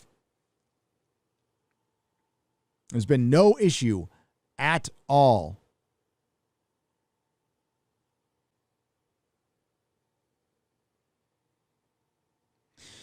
So, the only thing I'm bummed about is the chat went away. I'm trying to get that fixed. I don't think I can, though. I don't think I can, but I'm trying. Sorry about that, guys. That one was out of my hands. But that was a bummer. So tomorrow, Real BBC, I do believe we're going to be talking about. I'm going to go over. I can't remember what comics we were going to have Mala read again. But I'm going to go over Teen Titans and X-Men, Dark Phoenix. I want to talk about that one a little bit. And I want to talk about the 2005 Guardians of the Galaxy series, which is what the movie's based on. It's recall day tomorrow. I said I had I'm telling you, I didn't put the California video out because I'm selling a house right now. And I spent half of it just ripping the shit out of San Francisco. So it could come out post the election because I think Gavin Newsom's going to win hands down in this recall. Do I think it's legitimate? I should be allowed to say whatever the fuck I want on that one. But we'll see what happens. We'll see what happens, and I'll let you know what I think. I think there's some fucking skullduggery going on. KTLA, not just any KTLA in Los Angeles reported on it. I retweeted Elijah Schaefer if you want to find out what's going on. But yeah, some people got to the voting place and they had already voted. And it's starting to happen a lot, and I mean a lot. So do they delay it? What do they do at this point? Because I would delay it. I would see if you can delay it another week, but I doubt they'll do that. I want the guy gone, though. I don't care who you vote to after that. Vote for after that. George Molo! George! Dude, I got to call you back. Sorry. I get so busy. 9 of 55. Hi, Gary. As we are preparing for a hell of a storm here in Texas, quick question. To bebop or not to bebop? All hail Nerdrotic. Hail, George!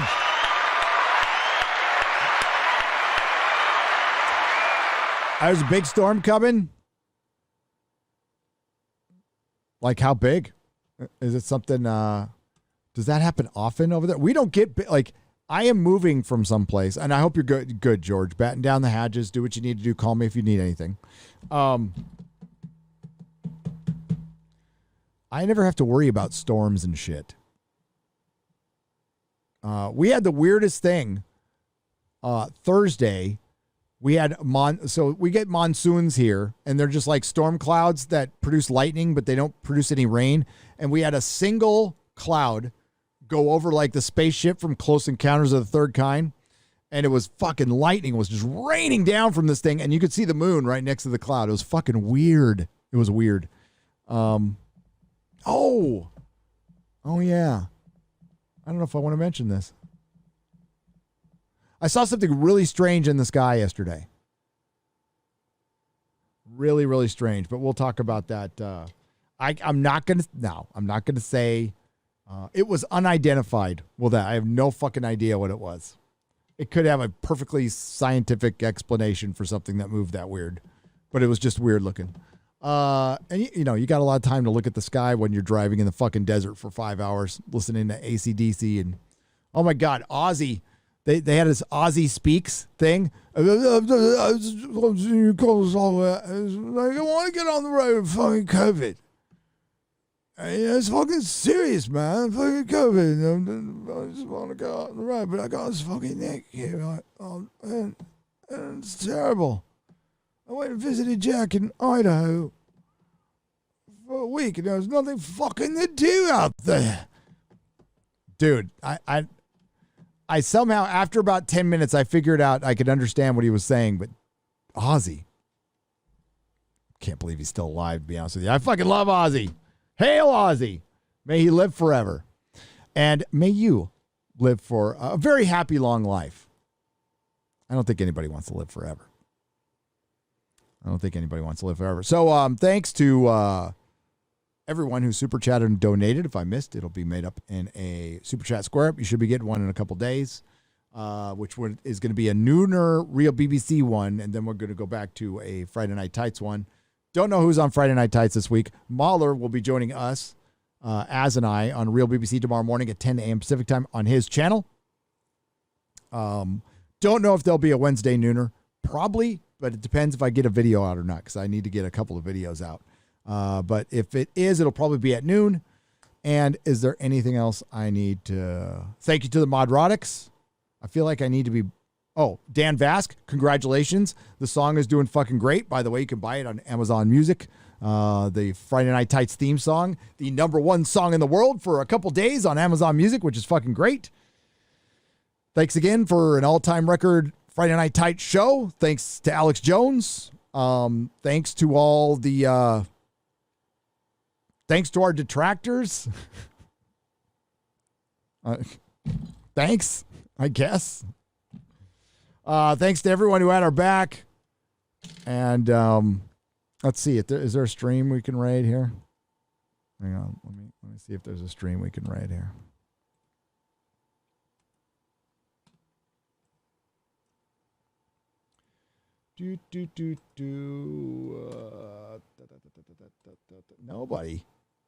Nobody? I think you guys would scare the hell out of the Burnett work.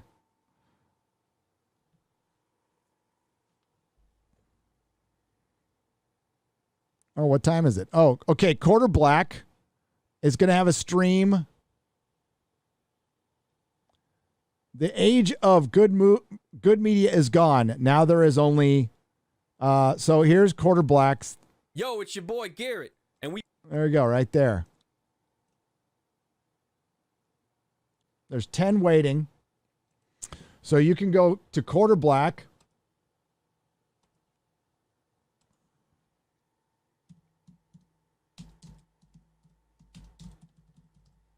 Did I spell that name right? It's 2 R's, 2 T's, right? So there's that. All right. There's Quarter Black Garrett stream, and I can recommend another. So I got 2 FNT co-hosts just about to do a stream. Quarter Black's at 4, and Mead is at, or Toxic Femininity is at 5. All right. So you could check out some Toxic Femininity. at 5. And here's the Mead one. No, that's on Midnight's Edge. So there you go. Go raid those streams. Have fun if you want to keep streaming. I got some stuff to do, and I'm going to maybe eat some tacos. Thanks again to the Uber Eats drivers of America for keeping America fed, and all of the gig workers out there. I know a lot of you listen, so I appreciate that. You're all like mostly like really great people. It's just a couple have bad movie opinions. And remember, we just have bad, according to them, we're all racists and white supremacists, especially you people of color in the chat. Most of all, you're the white supremacists as well, because you don't like Shang-Chi. Vote yes on the recall, please, and have a great day.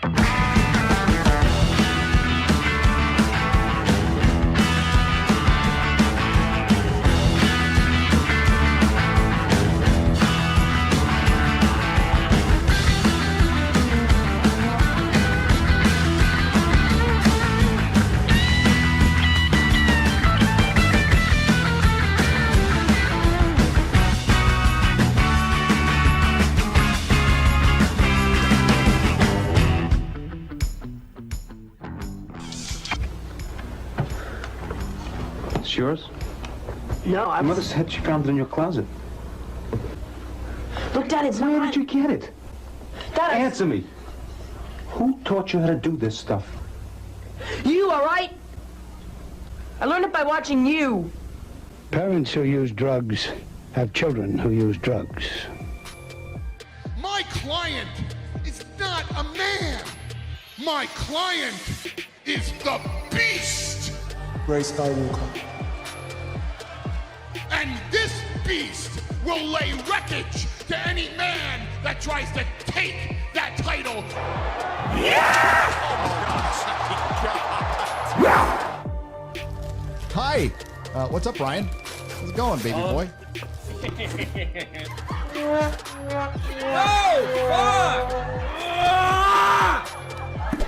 Who did that? Fuck all of you. God damn it. I want to slap you.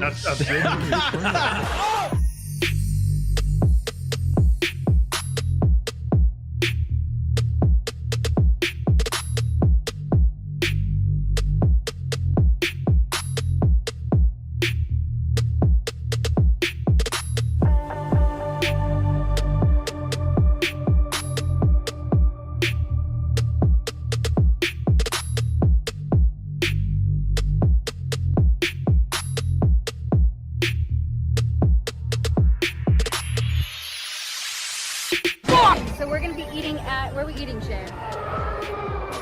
Right at 24-hour ramen noodle place. Do not come. Do not come. I'm gonna come.